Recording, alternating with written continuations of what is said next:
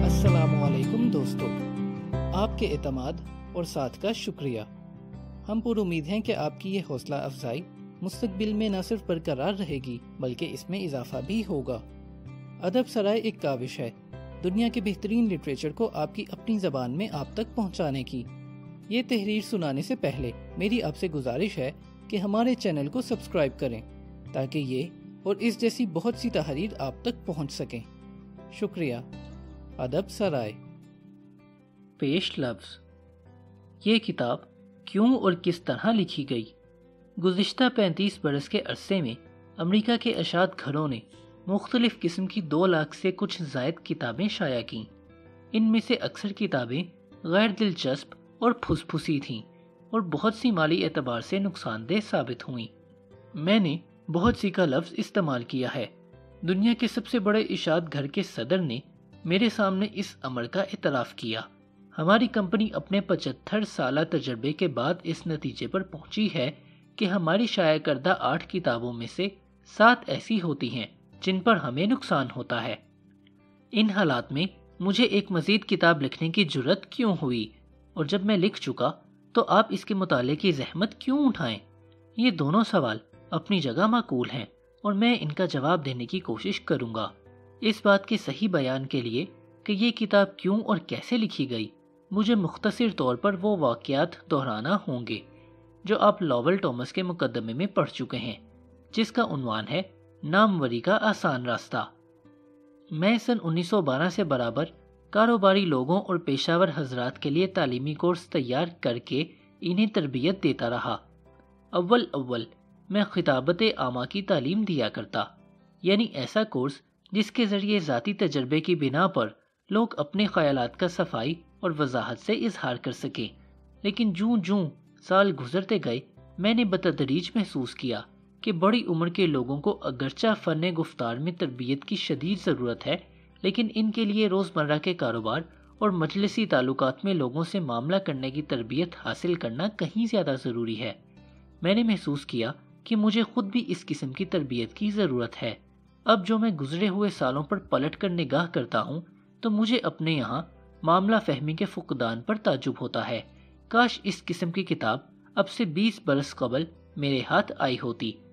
ایسا ہوتا تو میرے لیے یہ کتاب نعمت غیر مترقبہ ہوتی۔ اپنے جیسے انسانوں سے معاملہ کرنا بڑا کٹھن کام ہے، خصوصاً آپ جب کاروباری آدمی ہوں۔ یوں یہ قول اس وقت بھی صحیح ہے جب آپ اکاؤنٹنٹ، گھر کی منتظمہ، ماہر تعمیرات یا انجینئر ہوں۔ کارنیگی فاؤنڈیشن کے زیر اہتمام چند برس ہوئے ایک مجلس تفتیش و تحقیقات منعقد ہوئی۔ اس مجلس نے ایک اہم ترین اور نمایاں حقیقت کا انکشاف کیا۔ بعد میں کارنیگی انسٹی ٹیوٹ آف ٹیکنالوجی میں اس کا مزید مطالعہ کیا گیا اور اسے درست پایا۔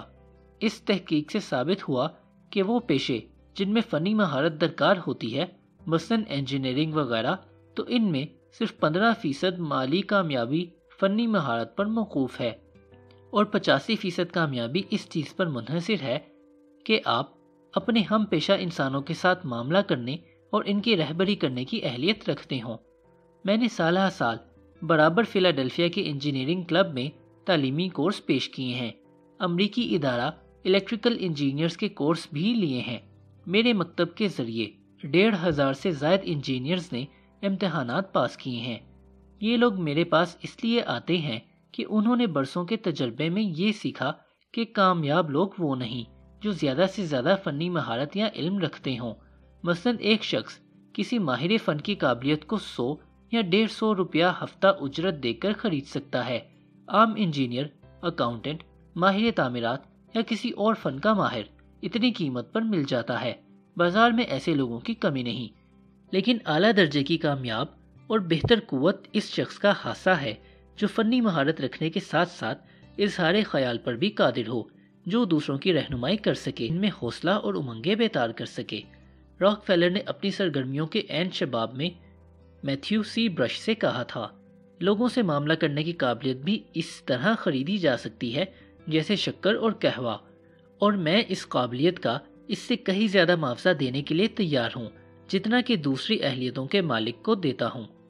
کیا آپ یہ تمنا نہیں رکھتے کہ آپ کے ملک کے ہر کالج میں ایسے کورسز کا انتظام ہو جہاں خوش گفتاری کی نشوونما کا اہتمام ہوتا ہو، جس کی بدولت طالب علموں کی زیادہ سے زیادہ قیمت پڑ سکتی؟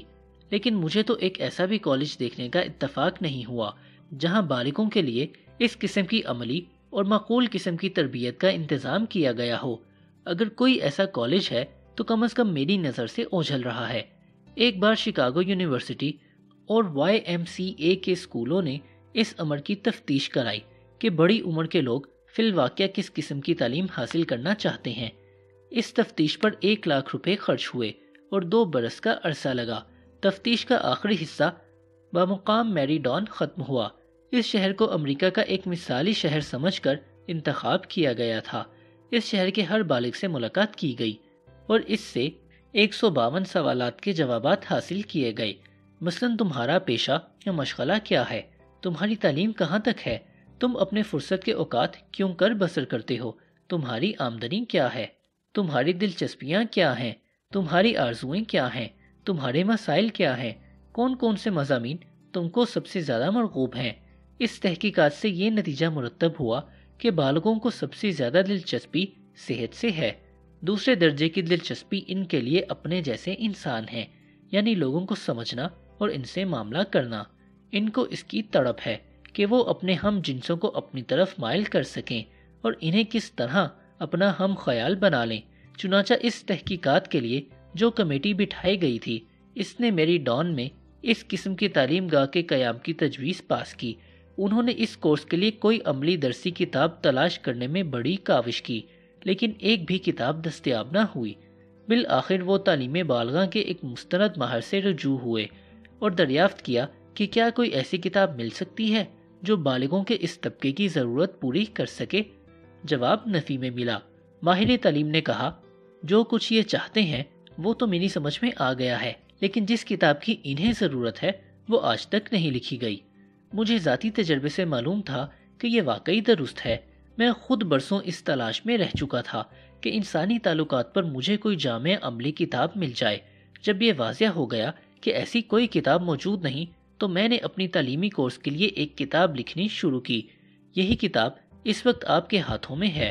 مجھے امید ہے کہ آپ اسے پسند کریں گے۔ اس کتاب کی تیاری میں میں نے ہر اس چیز کا مطالعہ کیا جو مجھے میسر تھی، ڈوروتھی ڈکس سے لے کر عدالتی علاقوں کے ریکارڈ یا پیرنٹس میگزین سے لے کر اور اسٹریٹ الفرڈائڈ سر اور ولیم جیمز تک کی کتابیں کھنگال لیں، اور اس کے ساتھ ساتھ میں نے ایک تربیت یافتہ محقق کو 1.5 سال تک ملازم رکھا کہ وہ مختلف لائبریریوں میں جا کر ان تمام مضامین کا مطالعہ کرے جو میری نگاہوں سے اوجھل رہ گئے تھے۔ اس نے فلسفہ جذبات پر بے شمار رسائل پڑھے، سینکڑوں رسالوں کا مطالعہ کیا، ان گنت سوانح عمریاں پڑھیں، یہ جاننے کے لیے کہ دنیا کے بڑے بڑے آدمیوں نے عام لوگوں سے کس طرح معاملہ کیا۔ ہم نے ہر دور کے عظیم الشان انسانوں کے حالات زندگی کا مطالعہ کیا۔ ہم نے جولیس سیزر سے لے کر ٹامس ایڈیسن تک تمام بڑے رہنماؤں کے حالات پڑھے۔ مجھے یاد ہے کہ ہم نے تھیوڈور روزویلٹ کی 100 سے زائد سوانح عمریاں پڑھیں۔ ہم نے تہیہ کر لیا تھا کہ ہم بے دریغ وقت اور روپیہ صرف کر کے ہر اس قابل عمل خیال کو اخذ کر کے رہیں گے جو کسی بھی بڑے آدمی نے کسی بھی دور میں اس خیال سے استعمال کیا کہ لوگوں کو اپنا دوست بنایا جائے اور انہیں متاثر کیا جائے۔ میں ذاتی طور پر بہت سے کامیاب حضرات سے ملا۔ ان میں سے بعض ہستیاں عالمگیر شہرت کی مالک ہیں، مثلاً Marconi, Franklin D Roosevelt, Owen C Young, Clark Gable, Mary Pickford, Martin Johnson وغیرہ، اور ان سے دریافت کرنے کی کوشش کی کہ وہ انسانی تعلقات کے سلسلے میں کون کون سے طریقے استعمال کرتے ہیں۔ اس سارے مواد سے میں نے ایک مقالہ تیار کیا اور اس کا نام رکھا، لوگوں کو کس طرح اپنا دوست بنایا جائے اور انہیں متاثر کیسے کیا جائے۔ ابتدا میں یہ مقالہ مختصر تھا، لیکن اب اس کا پھیلاؤ اتنا ہو گیا ہے کہ پڑھتے پڑھتے پورا 1.5 گھنٹہ صرف ہوتا ہے۔ میں نے برسوں نیو یارک کارنیگی انسٹیٹیوٹ میں بالغوں کو اس پر لیکچر دیا ہے۔ میں یہ خطبہ دیا کرتا تھا اور اپنے سامعین کو آمادہ کرتا تھا کہ وہ باہر جا کر اپنے کاروبار اور سماجی تعلقات میں ان اصولوں کو آزمائیں اور جماعت میں واپس آ کر اپنے تجربات اور کوششوں کے نتائج بیان کریں۔ کس قدر دلچسپ کام ایجاد کیا گیا تھا۔ یہ مرد اور عورتیں جو اپنی ترقی اور بہبود کے خواہاں تھے، ایک نئے جذبے اور نئی امنگ سے سرشار ہو کر دنیا میں نکلتے کہ ہمیں ایک نئی تجربہ گاہ میں کام کرنے کا موقع مل رہا ہے۔ وہ نئی تجربہ گاہ کون سی تھی؟ چلتے پھرتے انسانوں کے باہمی تعلقات کی واحد تجربہ گاہ، یہ ہماری دنیا۔ یہ کتاب ایسی نہیں لکھی گئی جیسے عام کتابیں لکھی جاتی ہیں، یہ اس طرح مرتب ہوئی جیسے کہ بچہ نشوونما پاتا ہے۔ یہ تو انسانی تجربہ گاہ سے پیدا ہوئی اور پھلی پھولی، یا یوں کہیے کہ ہزاروں بالغوں کے تجربات کا حاصل ہے۔ کئی برس بیشتر ہم نے چند چھپے ہوئے اصولوں سے اس کی ابتدا کی تھی۔ وہ اصول ایک کارڈ پر چھاپے گئے تھے، اگلے سال ایک بڑے کارڈ پر ان کی طباعت ہوئی، پھر ایک اشتہار پر، پھر کتابچوں کا سلسلہ شروع ہوا، جن میں سے ہر ایک اپنے حجم اور ضخامت میں پھیلتا چلا گیا۔ اب 15 برس کے تجربے اور تحقیق کے بعد یہ کتاب پیش کی جا رہی ہے۔ ہم نے جو قواعد مرتب کیے ہیں وہ محض تصوراتی یا نظری باتیں نہیں ہیں۔ ہمارے اصول تو جادو کی طرح اپنا اثر دکھاتے ہیں۔ اگرچہ یہ بات بظاہر عجیب و غریب معلوم ہوتی ہے، لیکن میں نے ان اصولوں کے ذریعے بیشتر لوگوں کی زندگی میں انقلاب برپا کر دیا ہے۔ مثال کے طور پر گزشتہ سال ایک شخص میری تعلیم گاہ میں داخل ہوا۔ اس کے یہاں 1314 افراد ملازم تھے۔ سال ہر سال تک وہ اپنے ملازمین کو بھیڑوں کی طرح ہانکتا رہا۔ وہ ان پر نکتہ چینی کرتا اور ہر وقت انہیں ملامت کرتا رہتا تھا۔ لطف و کرم، تعریف اور حوصلہ افزائی کے الفاظ سے اس کے لب ناآشنا تھے۔ اس کتاب کے اصولوں کے مطالعہ کے بعد اس شخص نے اپنے شعار زندگی میں یک قلم تبدیلی کر دی، اور اب اس کے ادارے میں ایک نئی قسم کا جوش و خروش اور مل جل کر کام کرنے کا نیا جذبہ پایا جاتا ہے۔ اس کے 314 دشمن اب 314 دوستوں میں بدل گئے ہیں۔ اس شخص نے فخریہ لہجے میں کلاس کے سامنے کہا تھا، جب پہلے میں اپنے ادارے کی عمارت میں سے گزرتا تھا تو مجھے کوئی خوش آمدید تک نہ کہتا تھا۔ ملازمین جب مجھے قریب آتا دیکھتے تو اپنا منہ پھیر لیتے تھے، لیکن اب وہ سب کے سب میرے دوست ہیں، یہاں تک کہ دربان بھی۔ اب مجھے سرفی کے نام سے پکارا جاتا ہے۔ اب اس آقا کا کاروبار بہت زیادہ نفع بخش ہے، اسے پہلے سے زیادہ فرحت حاصل ہے، اور ان سے بھی کہیں زیادہ اہم بات یہ ہے کہ وہ اپنے کاروبار میں اور اپنے گھر میں پہلے سے کہیں زیادہ فرحت محسوس کرتا ہے۔ بے شمار فروشندوں نے ان اصولوں پر عمل کر کے اپنی آمدنی میں اضافہ کیا ہے۔ بہت سے لوگوں نے نئے حساب کھولے ہیں۔ ایسے حسابات جو انہوں نے بے فائدہ کھول رکھے تھے بند کر دیے گئے ہیں۔ مختاروں کو پہلے سے زیادہ اختیارات مل گئے ہیں اور ان کی تنخواہوں میں بھی اضافہ ہو گیا ہے۔ ایک مختار نے گزشتہ سال اطلاع دی کہ اس کی تنخواہ میں 5000 سالانہ کا اضافہ ہوا ہے، محض اس وجہ سے کہ اس نے ان صداقتوں پر عمل کیا ہے جو اس کتاب میں بیان کی گئی ہیں۔ فلاڈیلفیا گیس ورکس کمپنی کے ایک اور مختار کو اس بنا پر تنزل کی دھمکی دی گئی تھی کہ وہ ماتحتوں سے لڑتا رہتا ہے اور لوگوں کی بخوبی رہنمائی کرنے کی اہلیت نہیں رکھتا۔ ہماری تربیت سے نہ صرف اس کا تنزل رک گیا، بلکہ باوجود اس بات کے کہ اس کی عمر 65 سال کی ہو چکی ہے، اس کی ملازمت میں توسیع کی گئی اور اس کی تنخواہ میں بھی اضافہ ہوا۔ بے شمار مواقع پر دعوتوں کے بعد مجھے خواتین نے بتایا کہ جب سے ان کے شوہروں نے ہمارے ان کورسوں کے ذریعے تربیت حاصل کی ہے، ان کی خانگی زندگی بہت زیادہ دلچسپ اور خوشگوار ہو گئی ہے۔ بعض لوگ اس تربیت کے کامیاب نتائج پر اکثر متعجب ہوتے ہیں، انہیں یہ سب کچھ ایک طلسم معلوم ہوتا ہے۔ بعض صورتوں میں تو انہوں نے اتوار کے روز مجھے ٹیلی فون پر اطلاع دی ہے، کیونکہ وہ اپنے جوش کو دبا نہیں سکتے تھے، اور باقاعدہ کورس شروع ہونے میں 48 گھنٹے تک صبر کرنا ان کے لیے دشوار تھا۔ ایک شخص کو ان اصولوں کے موضوع پر لیکچر سن کر اس قدر دلچسپی پیدا ہوئی کہ اس نے اپنے ہم جماعتوں کے ساتھ اس پر بحث شروع کر دی اور رات گئے تک اس پر گفتگو کرتا رہا۔ 3 بجے صبح اس کے دوسرے ساتھی گھر چلے گئے، لیکن اسے اپنے گزشتہ غلطیوں کے احساس کی وجہ سے اس قدر تحریک ہوئی تھی، اور وہ اپنے سامنے ایک نئی اور خوشحال زندگی کا دروازہ کھلتا ہوا دیکھ کر اس قدر جوش میں آ گیا تھا کہ اسے رات بھر نیند نہ آئی۔ وہ اس رات یا اگلے دن یا اگلی رات بالکل نہ سویا۔ وہ کون تھا؟ کیا جذباتی یا ڈھلمل یقین شخص تھا کہ نئے نظریے پر فدا ہو جانے کے لیے تیار رہتا تھا؟ نہیں، بلکہ واقعہ اس کی الٹ ہے۔ وہ ایک ناآسودہ عیش و نشاط سے اکتایا ہوا فنی مصنوعات کا ایسا سوداگر تھا جس کا شہر میں عام طور پر چرچا ہوتا ہے۔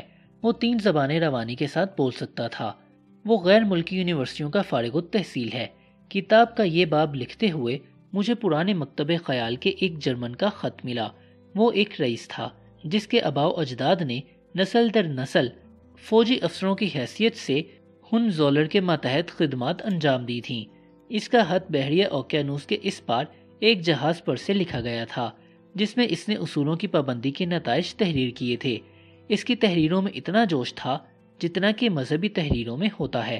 ایک اور شخص جو نیو یارک کا قدیم باشندہ ہے اور ہارورڈ یونیورسٹی کا گریجویٹ تھا، جس کا معاشرے میں بڑا ممتاز درجہ تھا، جو دولت مند اور قالینوں کے کارخانے کا مالک تھا، اس نے اعلان کیا کہ اس طرح تعلیم سے اس نے نہ صرف 14 ہفتوں کے اندر لوگوں کو متاثر کرنے کا خوبصورت فن اس سے کہیں زیادہ سیکھ لیا ہے جتنا کہ وہ اپنے کالج کی 4 سالہ تعلیم کے دوران میں سیکھ سکتا تھا۔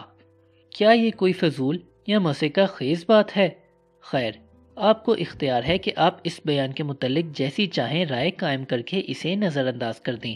بہرحال میں نے بغیر کسی تبصرے کے یہ اعلان نقل کر دیا ہے جو ایک قدامت پسند اور نہایت کامیاب شخص نے 600 اشخاص کے مجمع میں کہا تھا۔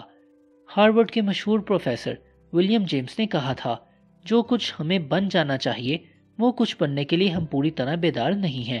ہم اپنے جسمانی اور دماغی قوا کا بہت ہی قلیل حصہ استعمال کرتے ہیں۔ اس بات کو پھیلا کر بیان کیا جائے تو یوں کہا جا سکتا ہے کہ عام انسان نہایت ہی محدود دائرے میں زندگی بسر کرتا ہے۔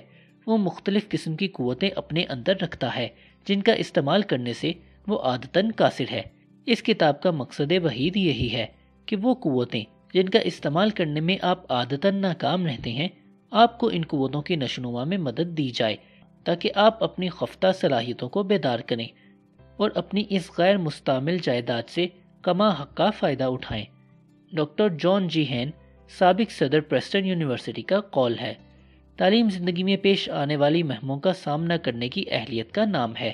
اس کتاب کے 3 باب ختم کرنے کے بعد اگر آپ زندگی کی مہموں کا مقابلہ کرنے کے لیے پہلے سے بہتر طور پر مسلح نہیں ہوئے تو میں سمجھوں گا کہ میں نے یہ کتاب لکھنے میں جو محنت کی وہ ساری رائے گاں گئی۔ جہاں تک آپ کی ذات کا تعلق ہے، اس لیے کہ ہربرٹ سپنسر کہتا ہے، تعلیم کا بڑا مقصد علم حاصل کرنا نہیں بلکہ عمل کی قوت بیدار کرنا ہے، اور یہ کتاب جو آپ کے ہاتھوں میں ہے یہ ایک عملی کتاب ہے۔ یہ تمہید بہت سی تمہیدوں کی طرح کافی طولانی ہو چکی ہے، اس لیے اسے یہیں ختم کر دینا چاہیے اور ہمیں فوراً اپنے اصل راستے پر گامزن ہونا چاہیے، عمل کے راستے پر۔ Deal Carnegie.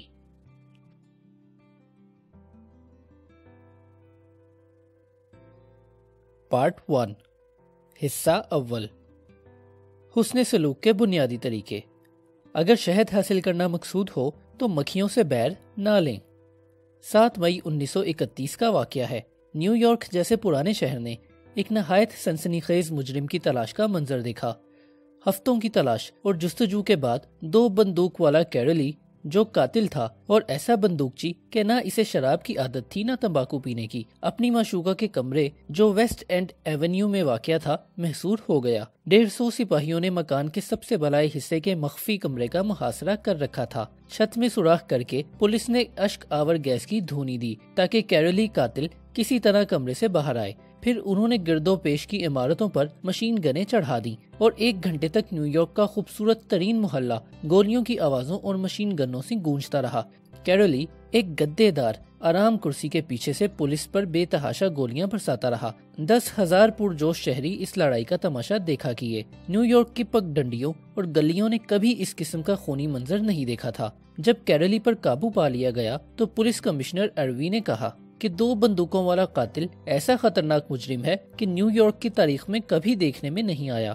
کمشنر نے کہا کہ کیرلی پر اگر چڑیا کا پر گر جائے تو وہ شبہ میں قریب والے شخص کو قتل کر دیتا ہے، لیکن خود 2 بندوق والے کیرلی کا اپنے بارے میں کیا خیال تھا، یہ جاننا اس لیے ممکن ہے کہ جب پولیس اس کے کمرے کو گولیوں کا نشانہ بنا رہی تھی تو وہ ایک خط لکھ رہا تھا جس کا مخاطب وہ شخص تھا جس سے بھی یہ خط متعلق ہو۔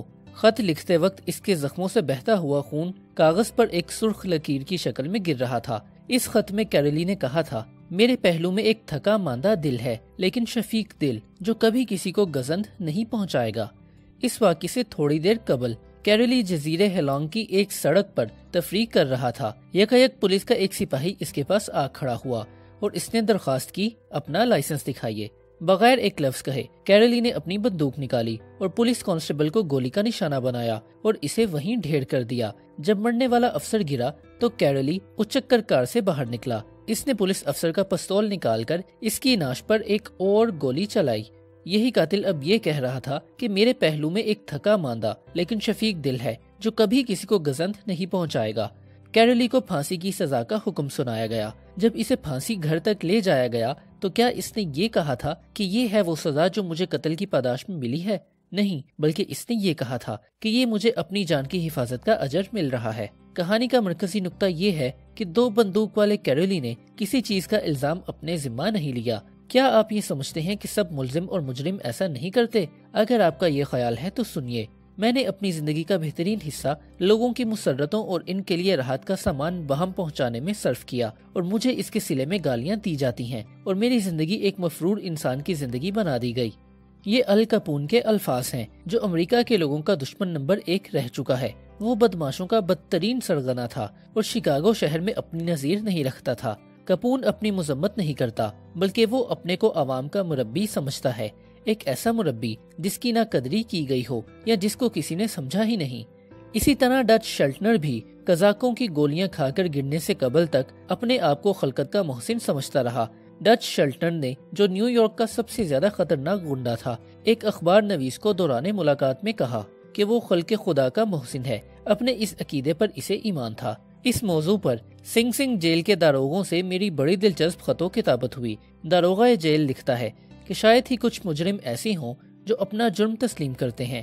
یہ مجرم ایسے ہی انسان ہیں جیسے کہ میں اور آپ۔ یہ توجہ کرتے ہیں اور بیان دیتے ہیں۔ یہ آپ کو بتائیں گے کہ کیوں انہوں نے تجوڑی توڑی یا کیوں فوری طور پر بندوق کے گھوڑے پر ہاتھ رکھا۔ ان میں سے بہت سے معقول گفتگو کرنے کی کوشش کرتے ہیں، خواہ ان کی گفتگی منطقی ہو یا مبالغہ آمیز، لیکن وہ ہر حال میں اپنی سیاہ کاریوں کو حق بجانب ثابت کرنے کی کوشش کرتے ہیں۔ چنانچہ ان کا یہ پختہ عقیدہ ہے کہ انہیں قید و بند کی سزا ہرگز نہیں ملنی چاہیے تھی۔ اگر ایل کپون، دو بندوقوارہ کیرولی اور ڈچ شلٹنر جیسے دلیر لوگ اپنے آپ کو ہر الزام سے بری سمجھتے ہیں تو ان لوگوں کا کیا حال ہوگا جن سے مجھے اور آپ کو ہر روز سابقہ پڑتا ہے۔ جان دانا میکر آن جہانی نے ایک دفعہ اعتراف کیا کہ مجھے 30 برس پہلے یہ بات معلوم تھی کہ کسی کو سرزنش کرنا بے وقوفی ہے۔ مجھے اپنی کمزوریوں پر غالب آنے کے لیے کافی زحمت اٹھانا پڑتی ہے۔ میں اس امر پر کبھی بے چین نہیں ہوا کہ خدا نے ذہانت کو مساوی طور پر تقسیم کرنا مناسب نہیں سمجھا۔ وانا میکر نے تو پھر یہ سبق جلد سیکھ لیا، لیکن میں اس دنیا میں 30-35 برس تک برابر غلطیاں کرتا رہا، حالانکہ مجھ پہ یہ حقیقت کھلی کہ انسان خواہ خود کتنا ہی قصوروار کیوں نہ ہو، ذاتی محاسبہ کرنے سے 99% پہلو تہی کرتا ہے۔ کسی کو ملزم گرداننا ایک فعل عبث ہے، اس لیے کہ انسان اس سے اپنی مدافعت پر آمادہ ہو جاتا ہے اور اکثر وہ اپنے آپ کو حق بجانب ثابت کرنے کی کوشش بھی کرتا ہے۔ عیب جوئی خطرناک ہے کیونکہ انسان کے بیش بہا اعتماد کو اس سے ٹھیس لگتی ہے، انسان کی اہمیت کے جذبے کو صدمہ پہنچتا ہے اور غصہ بھڑک اٹھتا ہے۔ جرمن فوج میں کسی کو شکایت کرنے کی اجازت نہیں ہوتی، نہ ہی وقوعے کے فوراً بعد اسے نکتہ چینی کا حق ہوتا ہے۔ اس سپاہی کے لیے یہ لازم ہوتا ہے کہ وہ پہلے اپنے غصے پر غالب آ جائے تاکہ اس کا مزاج اعتدال پر آ جائے۔ اگر وہ فوراً دعویٰ دائر کر دے تو اسے سزا مل جاتی ہے۔ ارباب حل و عقد کو ایسا ہی ایک قانون دیوانی بھی رائج کرنا چاہیے۔ یہ قانون بڑبڑاتے ہوئے والدین، پرشکایت بیویوں، ناک بھون چڑھاتے ہوئے مالکوں اور لا تعداد نکتہ چینیوں پر لاگو ہونا چاہیے۔ تاریخ کے ہزارہ صفحات فضول نکتہ چینی کے قصوں سے بھرے پڑے ہیں۔ مثال کے طور پر تھیوڈور روزویلٹ اور صدر تاف ہی کا تنازع لیجیے۔ اس تنازع سے ریپبلکن پارٹی 2 حصوں میں بٹ گئی۔ اس نے ڈوور ولسن کو وائٹ ہاؤس میں مسند نشین کر دیا، جس نے عالمگیر جنگ کے متعلق نہایت جرأت مندانہ الفاظ لکھے اور تاریخ کا رخ پھیر دیا۔ آئیے ذرا واقعات کو جلدی سے دہرا لیں۔ تھیوڈور روزویلٹ 1908 میں وائٹ ہاؤس سے نکلا۔ اس نے تاف کو صدر بنایا اور خود شیر کے شکار کے لیے افریقہ چلا گیا۔ جب واپس آیا تو آبلے کی طرح پھوٹ پڑا۔ اس نے تافت کی قدامت پسندی کی مذمت کی، تیسری مرتبہ اپنے لیے نامزدگی کی کوشش کی، پھر بل میڈز پارٹی بنائی اور جی اوپلی چھوڑ کر سب کچھ منہدم کر دیا۔ انتخابات جو بعد میں ہوئے ان میں ولیم ہارورڈ، ٹیفٹ اور ریپبلکن کی حمایت صرف 2 ریاستوں نے کی۔ یہ 2 ریاستیں ڈرماؤنٹ اور اوٹاوا تھیں۔ اس قدیم جماعت کی تاریخ میں ایسی تباہ کن شکست پہلے کبھی نہیں ہوئی تھی۔ تھیوڈور روزویلٹ نے صدر ٹیفٹ کو مورد الزام ٹھہرایا، لیکن کیا صدر ٹیفٹ نے بھی یہ الزام تسلیم کیا؟ کبھی نہیں۔ اس نے آنسو بہاتے ہوئے کہا تھا، میری سمجھ میں نہیں آیا کہ جو کچھ میں نے کیا میں اس کے علاوہ کچھ اور بھی کر سکتا تھا۔ قصور کس کا تھا، روزویلٹ کا یا ٹافٹ کا؟ سچی بات یہ ہے کہ مجھے معلوم ہی نہیں، اور نہ ہی مجھے اس سے سروکار ہے۔ جس پہلو کی طرف میں اشارہ کرنا چاہتا ہوں وہ صرف یہ ہے کہ صدر روزویلٹ کی نکتہ چینی ٹیفٹ سے اس کا قصور تسلیم نہ کرا سکی، بلکہ اس نے ٹیفٹ کو اس بات پر آمادہ کیا کہ وہ اپنے آپ کو حق بجانب ثابت کرنے کی کوشش کرے اور اشک بار ہو کر یہ کہے کہ میری سمجھ میں یہ نہیں آیا کہ جو کچھ میں نے کیا ہے میں اس کے علاوہ کچھ اور بھی کر سکتا تھا۔ یا پھر ٹی پوٹ ڈوم کے تیل کا قصہ لے لیجئے۔ اس واقعے کے متعلق اخبارات نے برسوں اپنے غیظ و غضب کا اظہار کیا اور ساری قوم کو ہلا دیا۔ امریکہ کی پبلک زندگی میں اس قسم کا واقعہ کبھی سننے میں نہیں آیا۔ اس شرمناک واقعے کی تفصیلات یہ ہیں۔ ہارڈنگ کی کابینہ میں محکمہ داخلہ کے داخلہ ناظم البرٹ فال کے سپرد یہ خدمت کی گئی کہ ایفلک بل اور ٹی پوٹ ڈوم کے تیل کے سرکاری ذخائر پٹے پر دے دیے جائیں۔ یہ تیل کے ذخیرے بحری فوج کے استعمال کے لیے محفوظ کیے گئے تھے۔ کیا ناظم فال نے پٹا حاصل کرنے والوں میں باہمی مقابلہ کروایا؟ نہیں، بلکہ اس نے اس کا ٹھیکہ اپنے ایک دوست ایڈورڈ ڈوہنی کو دے دیا۔ ڈوہنی نے کیا کیا؟ اس نے ناظم فال کو 4 لاکھ روپے دیے۔ پھر ناظم فال نے نہایت جابرانہ طریقے سے امریکی بحریہ کے سپاہیوں کو حکم دیا کہ وہ علاقے کے تمام ایسے ٹھیکیداروں کو وہاں سے نکال دیں جن کے کنویں ایلک بل کے چشموں کا تیل جذب کرتے جا رہے تھے۔ جتنے بھی ٹھیکیدار وہاں سے نکالے گئے تھے سب کے سب عدالت میں پہنچے اور دعویٰ دائر کر دیا۔ انہوں نے ٹی پوٹ ڈوم کے شرمناک واقعے کا راز فاش کر دیا جس میں ناظم فال نے 4 لاکھ روپے رشوت لی تھی۔ اس واقعے سے پبلک میں اس قدر نفرت پھیلی کہ ہارڈنگ کی حکومت بدنام ہو گئی اور قوم کے ماتھے پر کلنک کا ٹیکا لگا۔ نتیجہ یہ ہوا کہ ریپبلکن پارٹی کو زوال آ گیا اور ناظم البرٹ فال کو جیل کی ہوا کھانی پڑی۔ فال کی خوب مٹی پلید ہوئی۔ شاید تاریخ میں کوئی شخص اپنی پبلک زندگی میں اتنا بدنام نہ ہوا ہوگا۔ کیا اس نے پشیمانی ظاہر کی؟ ہرگز نہیں۔ کئی برس بعد ہربرٹ ہودر نے ایک عام جلسے میں تقریر کرتے ہوئے کہا کہ ہارڈنگ کی موت کا باعث ذہنی پریشانی تھی جو اسے اپنے ساتھی بے ایمانی کی وجہ سے لاحق ہوئی۔ جب فال کی بیوی نے یہ ماجرا سنا تو وہ رونے لگی اور تقدیر کو کوستے ہوئے بولی کہ ہارڈنگ کو فال نے دھوکہ دیا۔ ہرگز نہیں، میرا شوہر کسی کو دھوکہ نہیں دے سکتا۔ اگر کوئی ویران گھر سونے سے بھی بھرا ہو تو میرا شوہر غلط کاری پر آمادہ نہیں ہو سکتا، بلکہ خود اس کے ساتھ دھوکہ ہوا ہے اور اسے ناجائز طور پر سزا دلوائی گئی ہے۔ انسانی فطرت عملاً کچھ اس قسم کی واقعہ ہوئی ہے۔ غلط کار سوائے اپنے سب کو الزام دیتا رہتا ہے۔ ہم سب اس معاملے میں یکساں ہیں، لہٰذا کل کو آپ یا میں کسی پر نکتہ چینی پر مائل ہوں تو ہمیں ایل کپون، 2 بندوق والے کیرولی اور البرٹ فال کی مثالیں یاد رکھنی چاہیے۔ ہمیں یاد رکھنا چاہیے کہ نکتہ چینی پیغام رساں کبوتروں کی طرح ہمیشہ واپس گھر کو لوٹتی ہے۔ ہمیں یاد رکھنا چاہیے کہ جس شخص کو ہم درست راستے پر ڈالنا چاہتے ہیں یا اس کی خدمت کرتے ہیں وہ غالباً اپنے کو حق بجانب ثابت کرے گا اور اس کے برخلاف الٹی ہماری خدمت کرے گا، یا وہ نرم مزاج تاف کی طرح یہی کہے گا کہ میری سمجھ میں نہیں آیا کہ جو کچھ میں نے کیا ہے میں اس کے علاوہ کچھ اور بھی کر سکتا تھا۔ 15 اپریل 1865 کی صبح کو ہفتے کے دن ابراہیم لنکن ایک معمولی سی سرائے کے کمرے میں دم توڑ رہا تھا۔ یہ سرائے فورٹ تھیٹر والے بازار کے عین مقابل واقع ہوئی تھی جہاں یوتھ نے اس پر گولی چلا دی تھی۔ لنکن کا لمبا ترنگا جسم پلنگ پر آڑا ترچھا پڑا ہوا تھا۔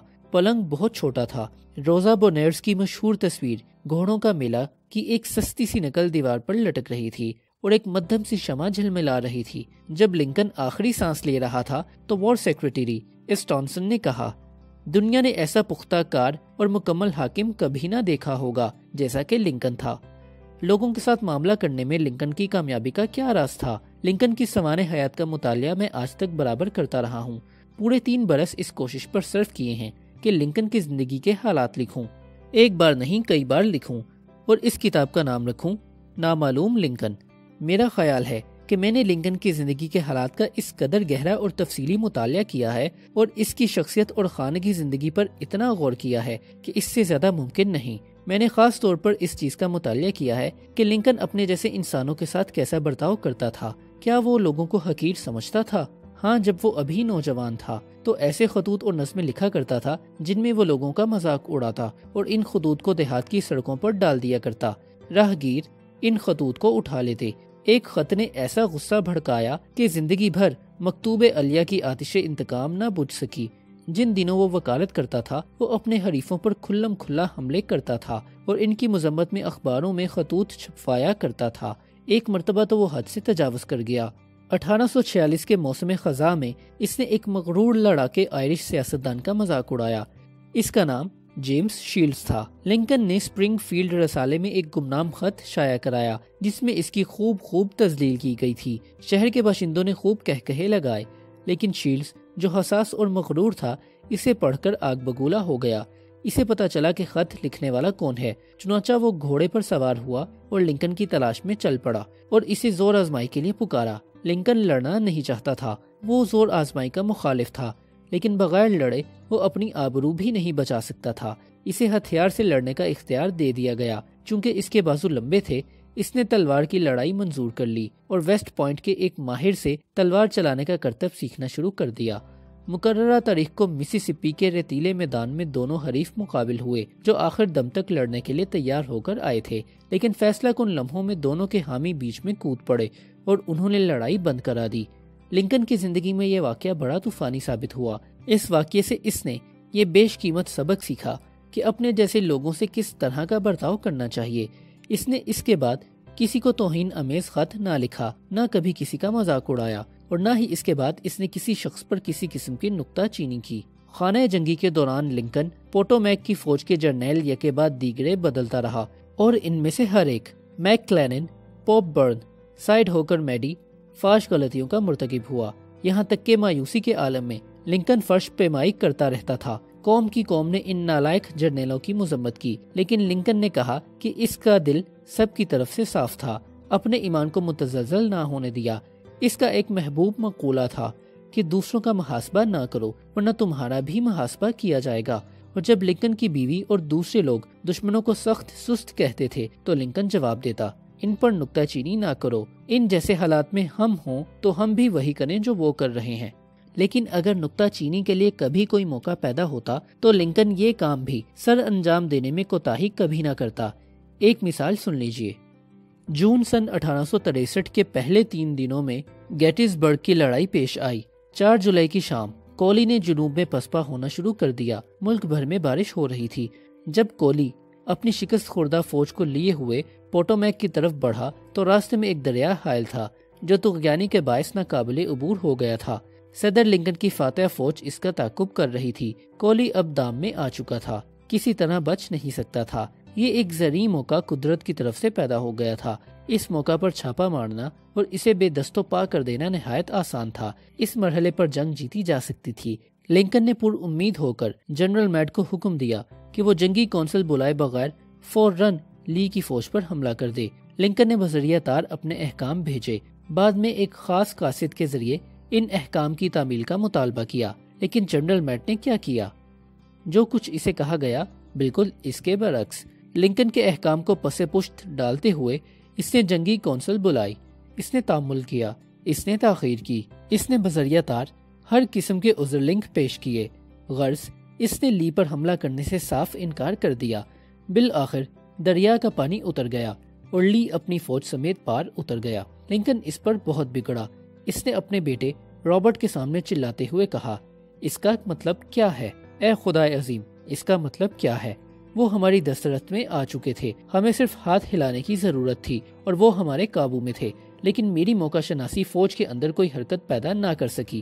ان حالات میں کوئی جرنیل بھی ہوتا تو لی کو شکست دے سکتا تھا۔ اگر میں خود وہاں جا سکتا تو اسے یقیناً لگا دیتا۔ سخت مایوسی کے عالم میں لنکن نے جنرل میڈ کے نام حسب ذیل خط لکھا۔ وہ نہایت قدامت پسند تھا اور اپنی تحریر میں بہت محتاط، لہٰذا یہ خط 1863 میں لنکن کے قلم سے نکلا۔ اسے ایک زبردست سرزنش سمجھنا چاہیے۔ میرے پیارے جرنیل، لی کے بچ کر نکل جانے میں جو خطرہ پنہا ہے، میں نہیں سمجھتا کہ آپ نے اس کا اندازہ کیا ہوگا۔ وہ ہماری دسترس میں آ چکا تھا۔ اگر اس کا اسی وقت تعاقب کیا جاتا تو جنگ وہیں ختم ہو جاتی۔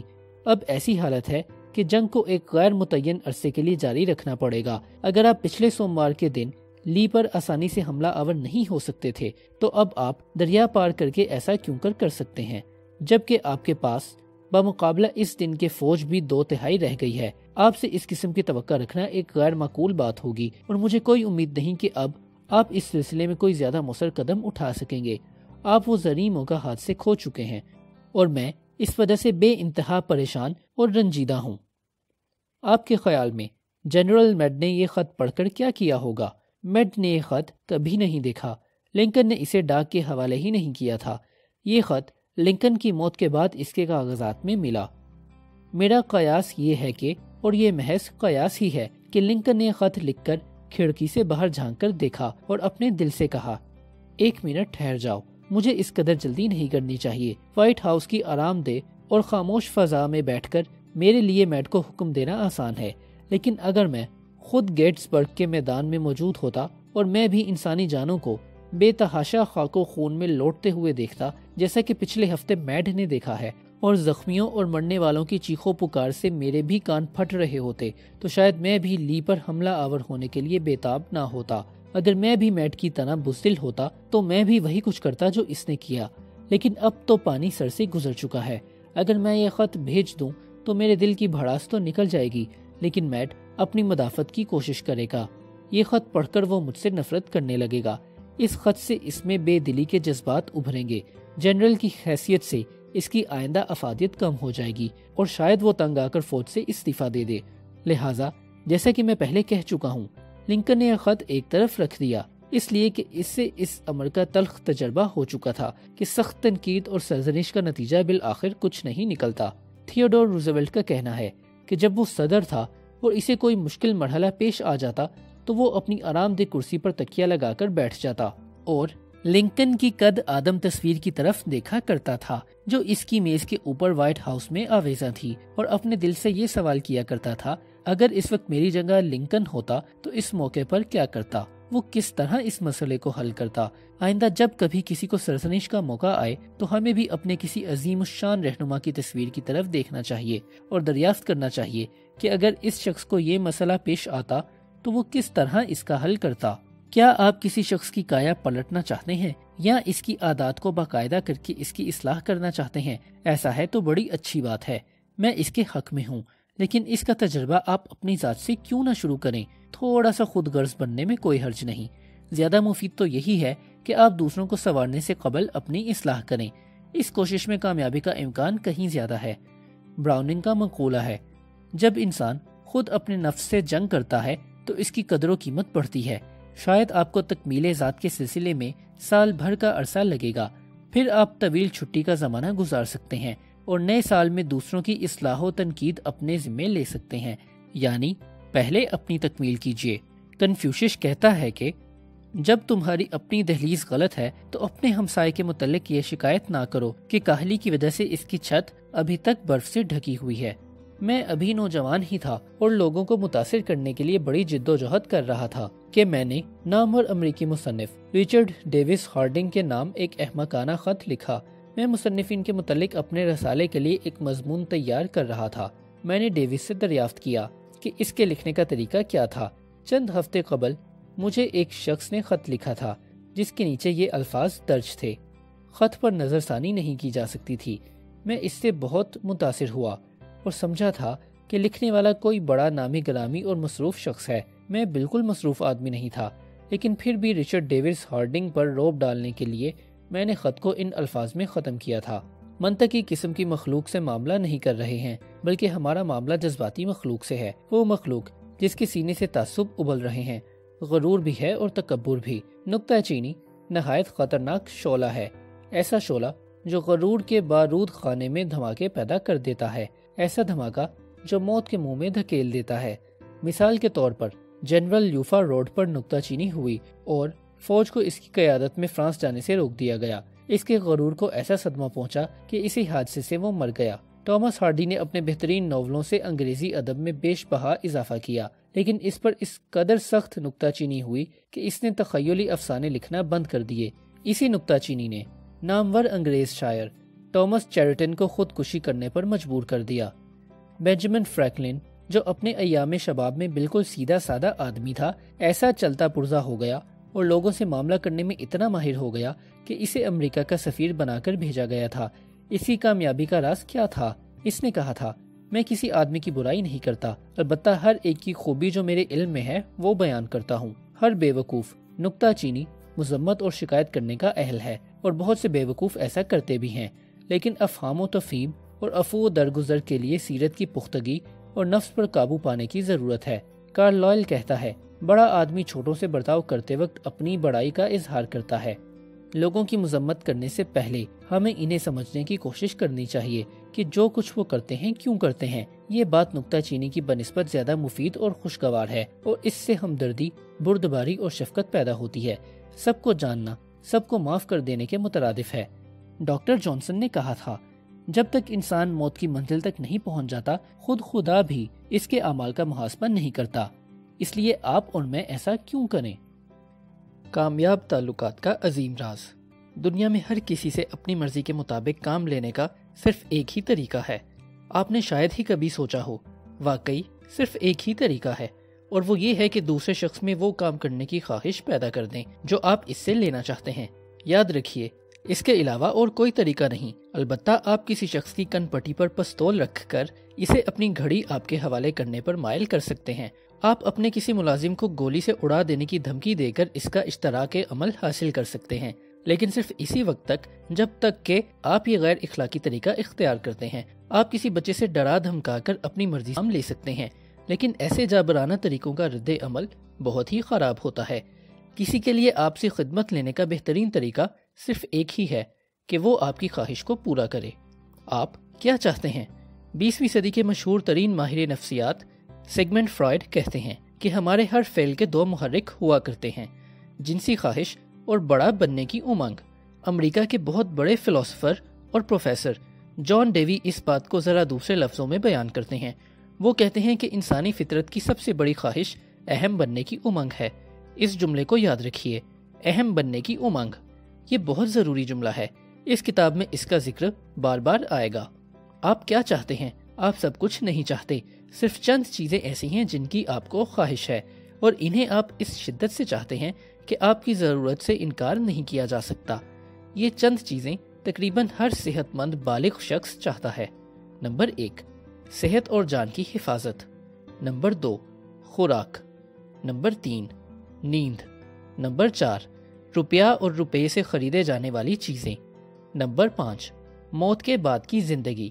نمبر 6، جنسی خواہش کی تسکین۔ نمبر 7، بچوں کی خوشحالی۔ نمبر 8، بڑائی کا احساس۔ تقریباً یہ سبھی خواہشیں پوری ہو جاتی ہیں۔ ان میں سے ایک خواہش ایسی ہے جو تقریباً اتنی ہی شدید اور لازمی ہے جتنی کھانا یا نیند کی خواہش، لیکن اس کی تکمیل شاید ہی کبھی ہوتی ہو۔ فرائڈ کے مطابق یہ بڑا بننے کی امنگ ہے، اور ڈیوی کا بھی یہی خیال ہے۔ ایک مرتبہ لنکن نے خط کا آغاز یوں کیا، ہر آدمی ستائش پسند ہے۔ ولیم جیمز نے ایک مرتبہ کہا، انسانی فطرت کی سب سے بڑی آرزو تو قدر شناسی کی بھوک ہے۔ یاد رکھیے، انہوں نے قدر شناسی کی خواہش یا تمنا یا آرزو نہیں، بلکہ قدر شناسی کی بھوک کہا ہے۔ تو یہ ہے انسان کی مستقل اور اہم بھوک۔ جو آدمی اس بھوک کی تسکین کرنا چاہتا ہے وہ لوگوں کو اپنی مٹھی میں رکھتا ہے اور ان سے ہر کام لے سکتا ہے۔ ایسے آدمی کی موت کا ہر شخص کو افسوس ہوتا ہے۔ انسان کی حیوانات پر فضیلت کی ایک بڑی امتیازی خصوصیت کا احساس برتری ہے۔ مثال کے طور پر، جب میں مسوری میں اپنے باپ کے ساتھ کھیتی باڑی کا کام کیا کرتا تھا تو میرے والد اعلیٰ نسل کے مویشی بھی پالا کرتے تھے۔ ہم اپنے سور اور مویشی مڈل ویسٹ کے دیہاتی میلوں اور مویشیوں کی نمائشوں میں لے جایا کرتے تھے۔ اس طرح ہم نے 20 انعام جیتے۔ میرے والدین نیلے نیلے تمغوں کو ململ کی ایک سفید چادر میں ٹانک دیا کرتے تھے۔ جب ہمارے یہاں کوئی دوست یا مہمان آتا تو وہ سفید ململ کی لمبی سی چادر نکال لاتے اور ہم دونوں اس چادر کو کناروں سے پکڑ کر ان لوگوں کو تمغے دکھایا کرتے۔ سوروں کو ان تمغوں کی مطلق کوئی پرواہ نہیں تھی جو انہوں نے جیتے تھے، لیکن والد صاحب کو ان کی بہت قدر تھی، کیونکہ ان انعامات سے ان کے احساس برتری کی تسکین ہو جاتی تھی۔ اگر ہمارے آباء و اجداد میں بڑا بننے کی دل سوز امنگ نہ ہوتی تو تہذیب کا وجود ناممکن ہوتا۔ اس امنگ کے بغیر ہم نرے حیوان ہوتے۔ بڑا بننے کی اسی خواہش نے ایک غریب لڑکے کو چند کتابوں کے مطالعے پر مجبور کیا۔ شاید آپ نے اس لڑکے کا ذکر سنا ہوگا، اس کا نام لنکن تھا۔ یہی احساس برتری کا جذبہ تھا جس نے ڈکنز کو اپنے غیر فانی ناول لکھنے پر ابھارا تھا۔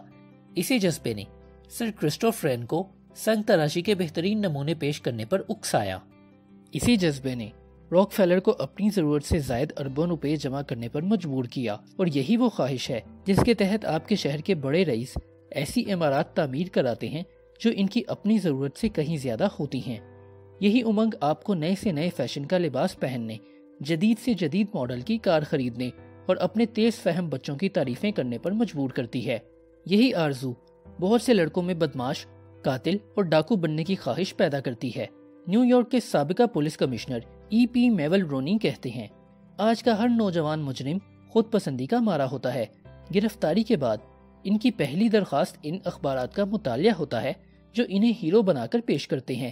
جتنا عرصہ ان کی تصویریں اخبارات میں آئنسٹائن یا روزویلٹ جیسی مشہور ہستیوں کی تصویروں کی طرح چھپتی رہتی ہیں، اتنا عرصہ بجلی کی پھانسی پانے والی گرم نشست کا خیال ان کے ذہنوں کے قریب نہیں پھٹکتا۔ اگر آپ مجھے یہ بتا دیں کہ آپ اپنے احساس برتری کی تسکین کس طرح کرتے ہیں تو میں فوراً بتا سکتا ہوں کہ آپ کون ہیں۔ ہماری سیاست کی تعمیر اسی بنیاد پر ہوتی ہے۔ کسی شخص متعلق سب سے اہم بات یہی ہے۔ مثال کے طور پر جان ڈی راک فیلر چین کے مشہور شہر بیجنگ میں جدید طرز کے اسپتال کی تعمیر کے لیے روپیہ دے کر ان کروڑوں غریب چینیوں کی امداد کر کے، جنہیں وہ نہیں جانتے نہ جان سکیں گے، اپنے آپ کو بڑا آدمی خیال کرتے ہیں۔ اس کے برعکس ڈیل نگر نے لوٹ کر اور قاتل بن کر اپنے آپ کو بڑا محسوس کیا۔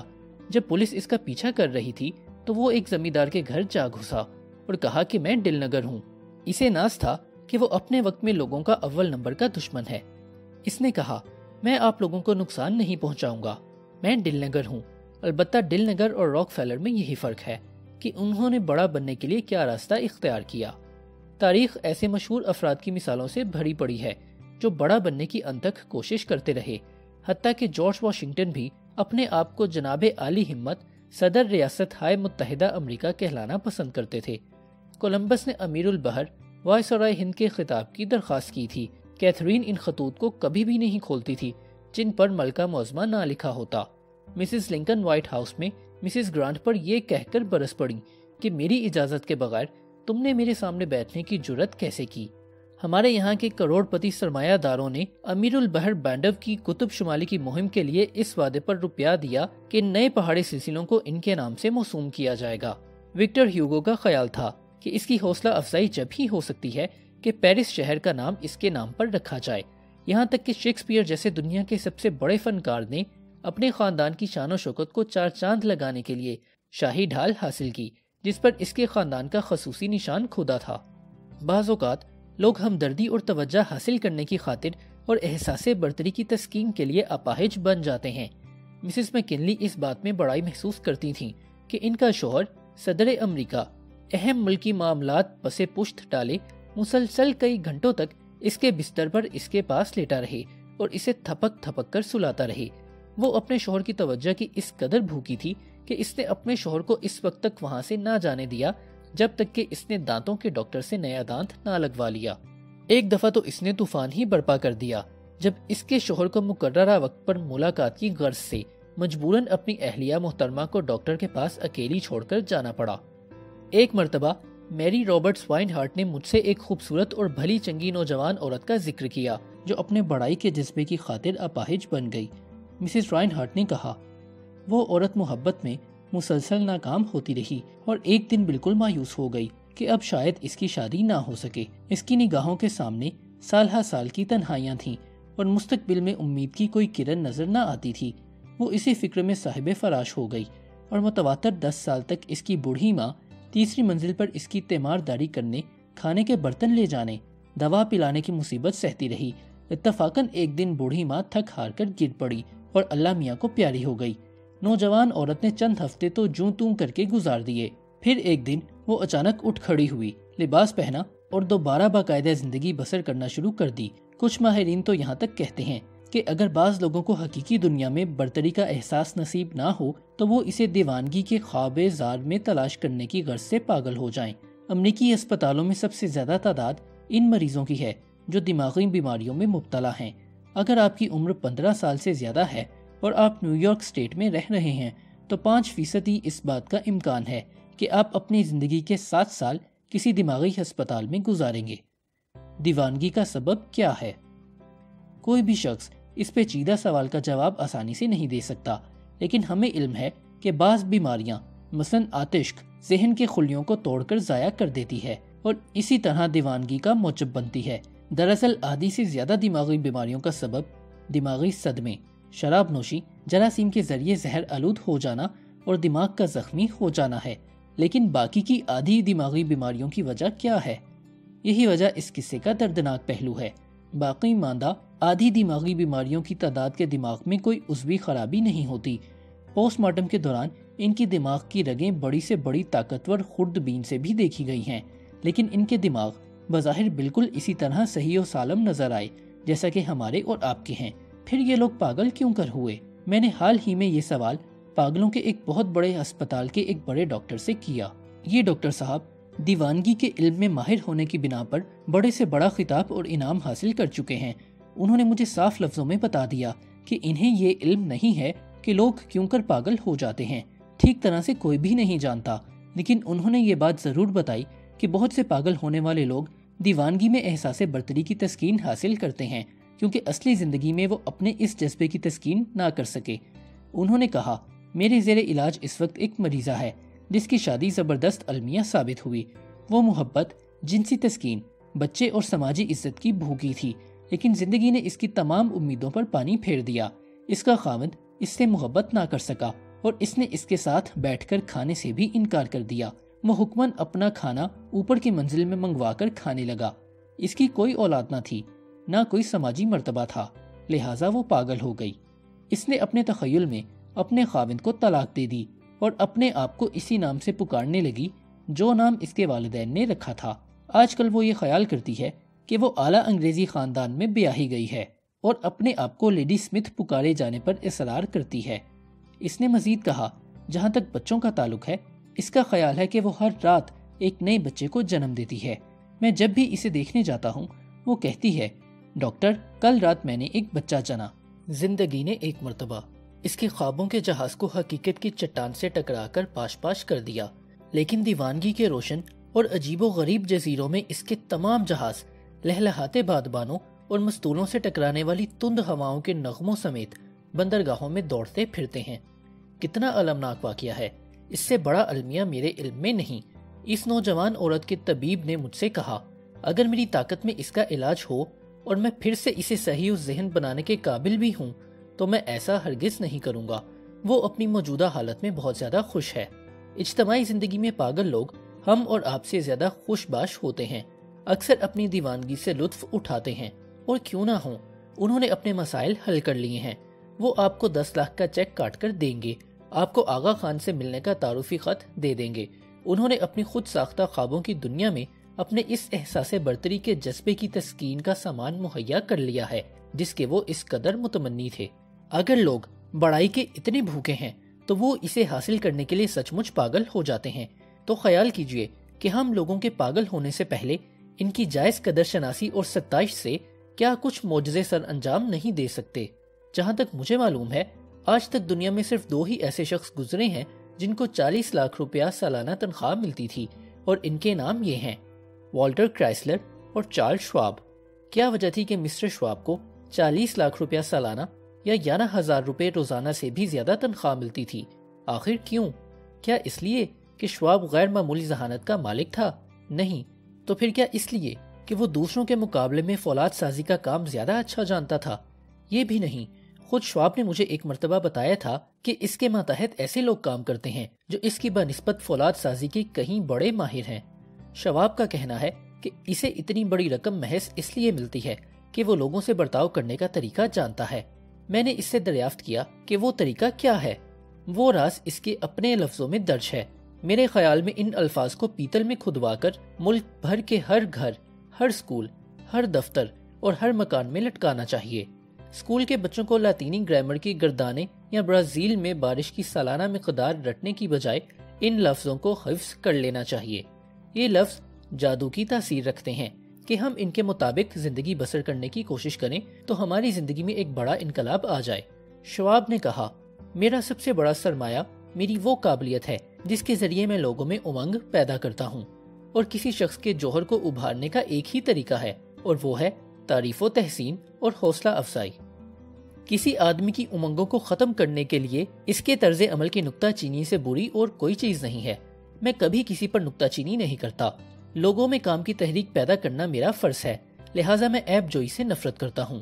اگر مجھے کسی میں کوئی بات پسند آ جائے تو میں جی بھر کے داد دیتا ہوں اور دل کھول کر تعریف کرتا ہوں۔ یہ ہے شواب کا طریقہ کار، لیکن ہم میں سے تقریباً ہر شخص کیا کرتا ہے؟ اس سے بالکل الٹ۔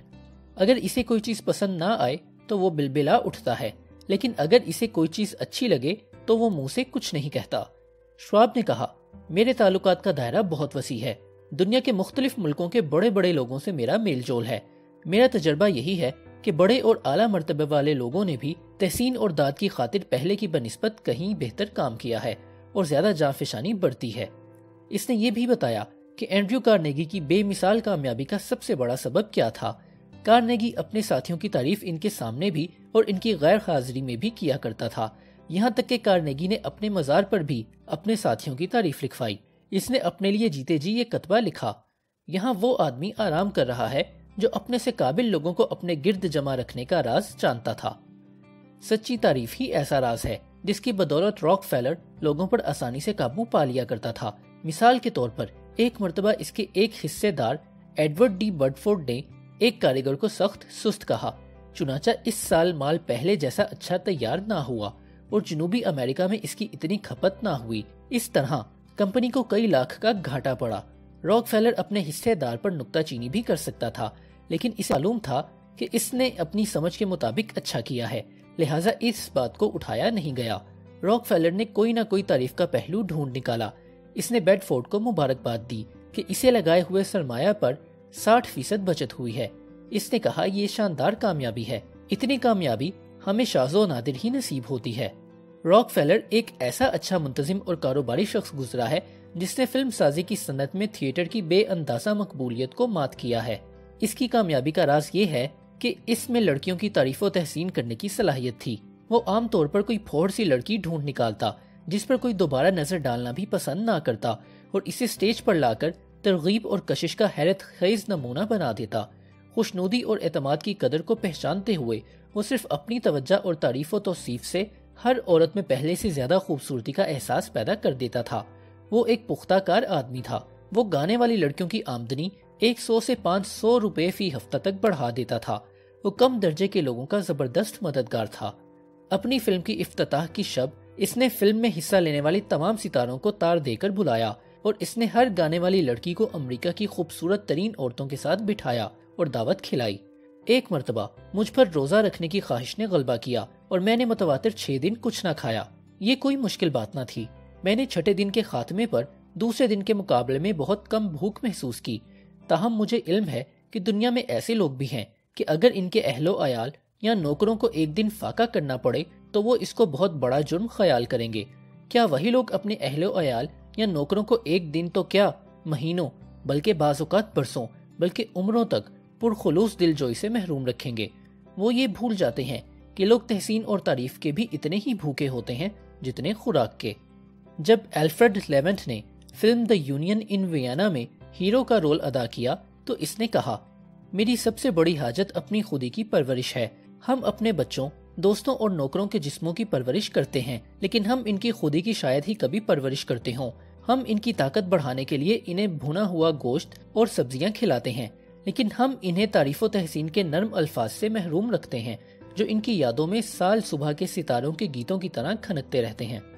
بعض قاری ان سطور کو پڑھتے وقت خیال کرتے ہوں گے، یہ سب دقیانوسی بکواس ہے، خوشامد، چاپلوسی اور جھوٹ ہے۔ میں یہ سب حربے آزما چکا ہوں، یہ سب ناکارہ ہیں۔ خاص طور پر یہ سمجھدار آدمیوں پر تو بالکل ہی بے اثر ہیں۔ خوشامد سے سمجھدار لوگ واقعی ہی متاثر نہیں ہوتے، کیونکہ خوشامد اکثر خود غرضانہ، بے خلوص اور سپاٹ ہوتی ہے۔ اسے بے اثر ہی ثابت ہونا چاہیے اور بیشتر ایسا ہی ہوتا ہے۔ یہ بھی درست ہے کہ بعض لوگ اتنے بھوکے ہوتے ہیں کہ گھٹیا چاپلوسی کو بھی بڑی چاہ سے ہضم کر جاتے ہیں، بالکل اسی طرح جیسے ایک فاقوں مرتا انسان گھاس تک کھا جاتا ہے۔ پھر کیا بات ہے کہ مڈوانی برادران نے شادی اور نکاح کے سلسلے میں اتنی شاندار کامیابیاں حاصل کی۔ یہ نام نہاد شہزادے کس طرح دو مشہور اور خوبصورت ترین فلمی ستاروں کو، ایک دنیا بھر کی حسین ترین اور کروڑ پرتی عورت کوبار بارٹن کو اپنے نکاح میں لانے میں کامیاب ہو گئے، وہ کس طرح اپنا مقصد حاصل کر سکے۔ ایڈیلا راجرز، سینٹ جان نے ایک مرتبہ اپنے ایک مقالے میں جو رسالہ لبرٹی میں شائع ہوا تھا لکھا تھا، مڈوانی برادران پر عورتوں کی بے پناہ فریفتگی بہت سے افراد کے لیے ناقابل فہم بات ہے۔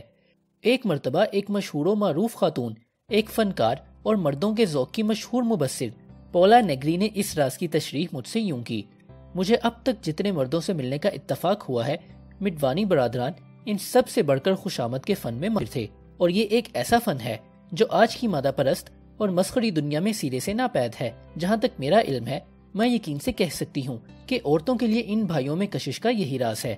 خوشامد سے تو ملکہ وکٹوریہ تک متاثر ہو جاتی تھی۔ ڈسرائیلی کا کہنا ہے کہ وہ ملکہ سے برتاؤ کرتے وقت بہت زیادہ خوشامد سے کام لیتا تھا۔ اس کے اپنے لفظوں میں وہ اکثر بڑے بھونڈے طریقے سے ملکہ پر خوشامد کی تہوں کی تہیں چڑھا دیتا تھا، لیکن ڈسرائیلی نہایت مہذب، شائستہ اور ہوشیار آدمی تھا۔ اس نے سلطنت برطانیہ پر کئی سال تک حکومت کی۔ وہ اپنے فن میں بے نظیر تھا۔ یہ ضروری نہیں کہ جو چیز اس کے کام آتی تھی وہ ہمیں بھی کام دے۔ انجام کار خوشامد فائدے کے بجائے زیادہ نقصان ہی پہنچا سکتی ہے۔ خوشامد ایک کھوٹا سکہ ہے، اور اگر آپ اسے بر وقت چلاتے رہنے کی کوشش کرتے رہیں تو یہ ایک دن آپ کو مصیبت میں مبتلا کر سکتا ہے۔ پھر خوشامد اور تحسین میں کیا فرق ہے؟ جواب بہت آسان ہے۔ ان میں سے ایک پرخلوص اور ایک جھوٹی بات ہے، ایک دل کی آواز اور ایک زبانی جمع خرچ ہے، ایک خود غرضانہ اور دوسری بے لوث ہے۔ ایک کو ہر جگہ پسندیدگی کی نظر سے دیکھا جاتا ہے اور دوسری کو نفرت کی نگاہ سے۔ حال ہی میں مجھے شہر میکسیکو میں چیپولٹی پیک کے محل میں جنرل اوبریگین کے مجسمے کو دیکھنے کا اتفاق ہوا۔ اس کے نیچے جنرل اوبریگین کے یہ فلسفیانہ الفاظ کندہ تھے، حملہ آور دشمن سے مت گھبراؤ، لیکن خوشامدی دوستوں سے ڈرو۔ آپ نے جو کچھ سمجھا تھا غلط تھا۔ میں خوشامد کا مشورہ ہرگز نہیں دے رہا ہوں، میں اس سے دور بھاگتا ہوں۔ میں ایک نئے طریقہ زندگی کی بات کر رہا ہوں۔ مجھے یہ الفاظ دہرانے کی اجازت دیجیے، میں واقعی ایک نئے طریقہ زندگی کی بات کر رہا ہوں۔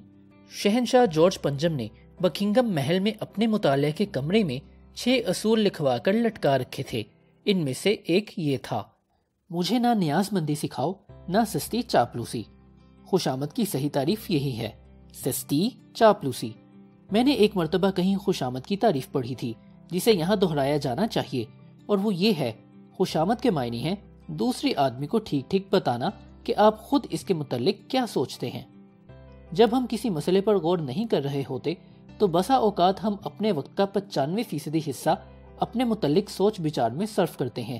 اگر ہم ایک لمحے کے لیے اپنے متعلق سوچنا بند کر دیں اور دوسرے شخص کی خوبیوں پر غور کرنا شروع کر دیں تو ہمیں جھوٹی اور سستی چاپلوسی اختیار نہ کرنی چاہیے کہ جو لوگوں پر آنے سے پہلے ہی ننگی ہو جاتی ہے۔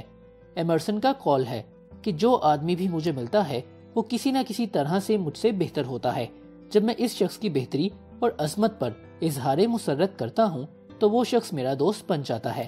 اگر یہ طریقہ ایمرسن جیسے عظیم المرتبہ انسان کے لیے مفید ہے تو کیا یہ میرے اور آپ کے لیے 1000 درجے مفید نہیں ہو سکتا؟ آئیے ہم اپنے کارناموں اور اپنی ضرورتوں کا ذکر چھوڑ دیں اور دوسرے شخص کی خوبیوں کو شمار کریں۔ خوشامد اور چاپلوسی کی کوئی ضرورت نہیں، بس اتنا کافی ہے کہ لوگوں کی خوبیوں پر جی بھر کے داد دیجیے اور جی کھول کر تعریف کیجیے۔ لوگ آپ کے الفاظ کو پسند کریں گے، ایک بے بہا خزانے کی طرح انہیں دل میں محفوظ رکھیں گے اور زندگی بھر ان کو دہراتے رہیں گے۔ وہ آپ کو بھول سکتے ہیں لیکن وہ آپ کے ان الفاظ کو سالہ سال تک دہراتے رہیں گے۔ جو کوئی اس اصول پر عمل کرے گا ساری دنیا اس کے ساتھ ہوگی، جو نہیں کر سکے گا اسے تنہا چھوڑ دیا جائے گا۔ میں آئے سال گرمیوں کے موسم میں سمندر میں مچھلیوں کا شکار کھیلنے جاتا ہوں۔ ذاتی طور پر مجھے اسٹرابیری کا پھل اور بالائی بہت پسند ہے، لیکن میں یہ بھی جانتا ہوں کہ کسی خاص وجہ سے مچھلیوں کو کیچوے پسند ہیں۔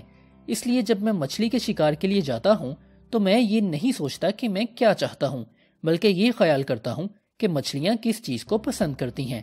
میں کانٹے میں اسٹرابیری کے بیر اور بالائی نہیں لگاتا، بلکہ مچھلیوں کے آگے کیچوا یا ٹڈا پھینکتا ہوں اور کہتا ہوں شوق فرمائیے۔ پھر جب ہم انسانوں کو اپنے بس میں کرنا چاہیں تو اسی طرح عقل سے کام نہیں لیتے؟ لائیڈ جارج نے ایسے کیا جب کسی نے ان سے کہا۔ حیرانی کی بات ہے کہ جب آپ کے ساتھی دوران جنگ کے تمام رہنما ولسن، آرلینڈ اور کلے اپنے عہدوں سے الگ کیے جا چکے ہیں اور ذہنوں میں اتر چکے ہیں، تو پھر آپ کس طرح برسر اقتدار ہیں؟ انہوں نے جواب دیا کہ ان کے برسر اقتدار رہنے کی اگر کوئی وجہ ہو سکتی ہے تو صرف یہ کہ انہیں کانٹے میں مچھلیوں کی من بھاتی چیز لگانے کا گڑ یاد ہے۔ ہم اپنی ضروریات کا ڈھنڈورا کیوں پیٹیں؟ یہ تو بچ گانا حرکت ہے، بالکل لغو بات ہے۔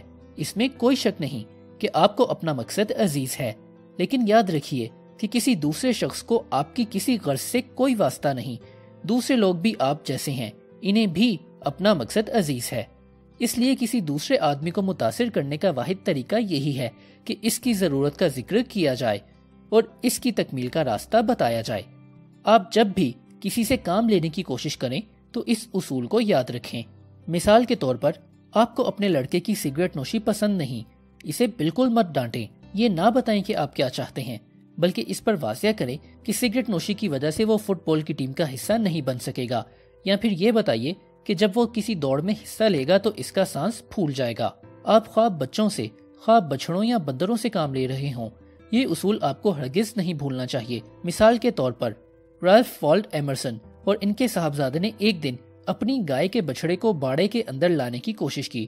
انہوں نے یہی عام غلطی کی کہ محض اپنی خواہش کو پیش نظر رکھا۔ ایمرسن صاحب بچڑے کو دھکیلنے اور ان کے صاحبزادے اسے آگے سے پکڑ کر کھینچنے لگے، لیکن بچڑا بھی وہی کچھ کرنے لگا جو وہ کر رہے تھے۔ وہ ان کو گھسیٹنے اور دھکیلنے لگا۔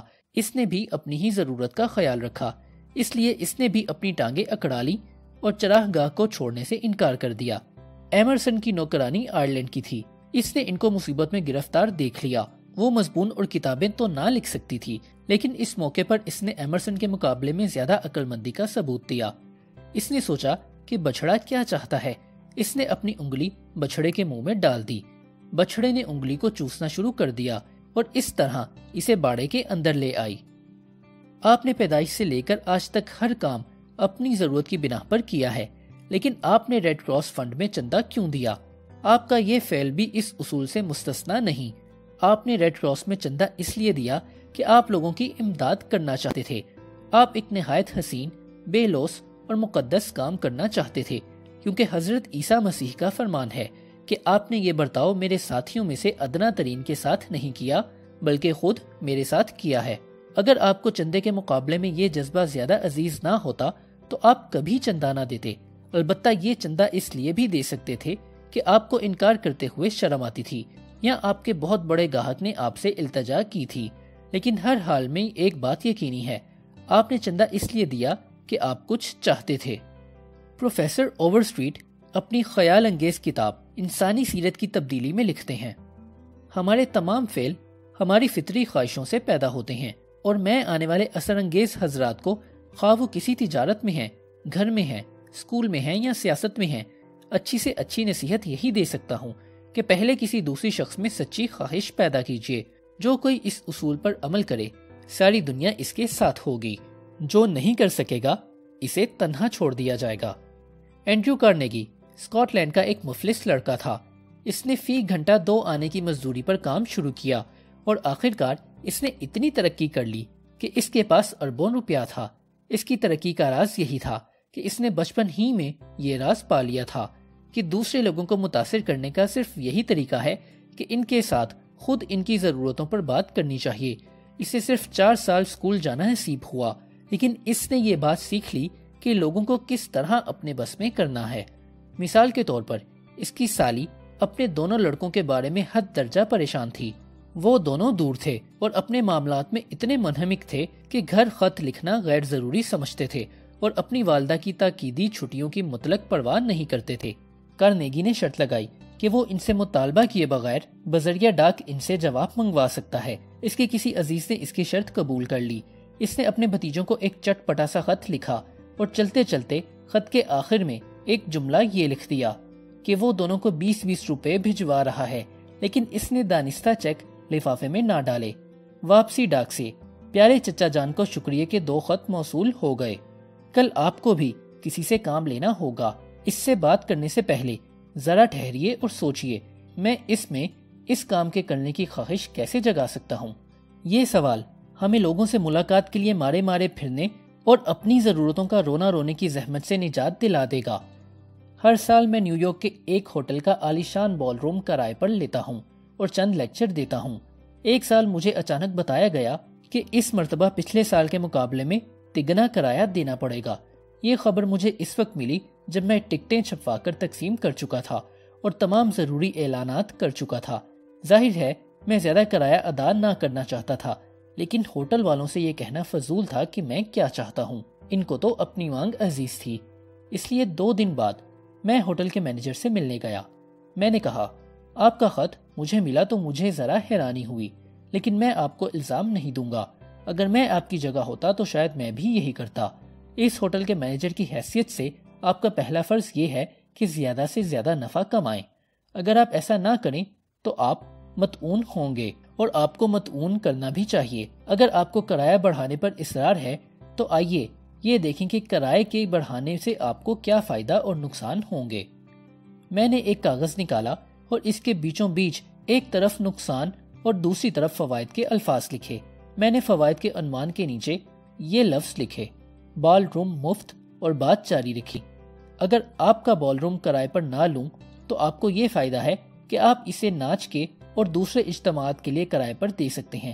یہ بہت بڑا فائدہ ہے، کیونکہ ناچ وغیرہ کے سلسلے میں آپ کو لیکچروں کے لیے بال روم کرائے پر دینے سے زیادہ فائدہ یا نفع ہوگا۔ اگر میں مسلسل 20 رات تک آپ کا بال روم روکے رکھوں تو اس کا مطلب یہ ہے کہ ایک منافع بخش کاروبار آپ کے ہاتھ سے نکل جائے گا۔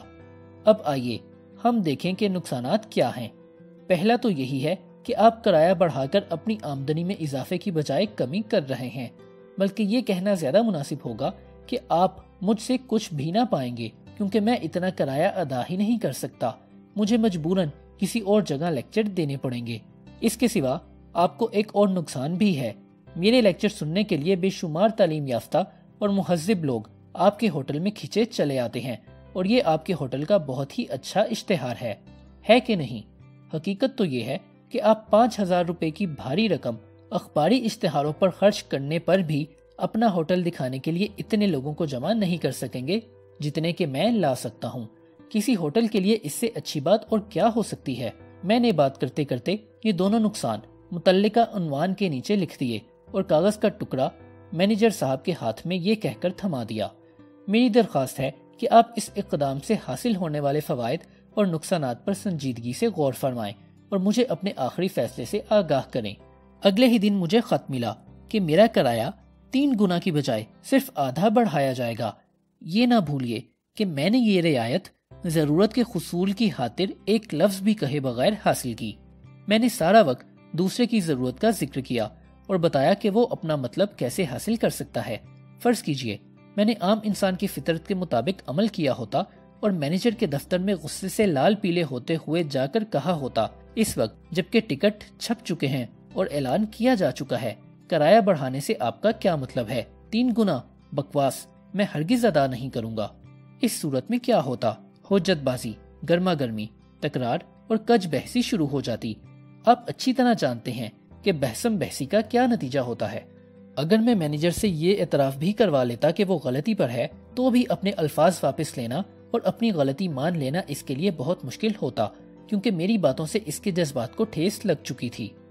انسانی تعلقات کے سلسلے میں ہنری فورڈ کا یہ قول سنہری حرف سے لکھا جانا چاہیے، کامیابی کا اگر کوئی راز ہے تو بس یہی ہے کہ دوسرے آدمی کے نقطہ نظر کو سمجھنے کی کوشش کی جائے اور معاملات کو اس کے زاویہ نگاہ اور اپنے نقطہ نظر دونوں سے دیکھا جائے۔ یہ حقیقت اتنی سادہ اور واضح ہے کہ ہر آدمی پر ایک ہی نظر میں اس کی سچائی روشن ہونی چاہیے، لیکن روئے زمین پر جتنے لوگ بستے ہیں ان میں سے 90% لوگ 90% مرتبہ اسے نظر انداز کر جاتے ہیں۔ ایک مثال، کل آپ کو جتنے خطوط موصول ہوں ان پر ایک نظر ڈالیے، آپ دیکھیں گے کہ ان میں سے بیشتر میں اس عام فہم اصول کو نظر انداز کیا گیا ہے۔ ذیل کے خط ہی کو لے لیجئے، جو ایک ایسی اشتہاری کمپنی کے انچارج نے لکھا ہے جس کے دفاتر تمام برے اعظم پر پھیلے ہوئے ہیں۔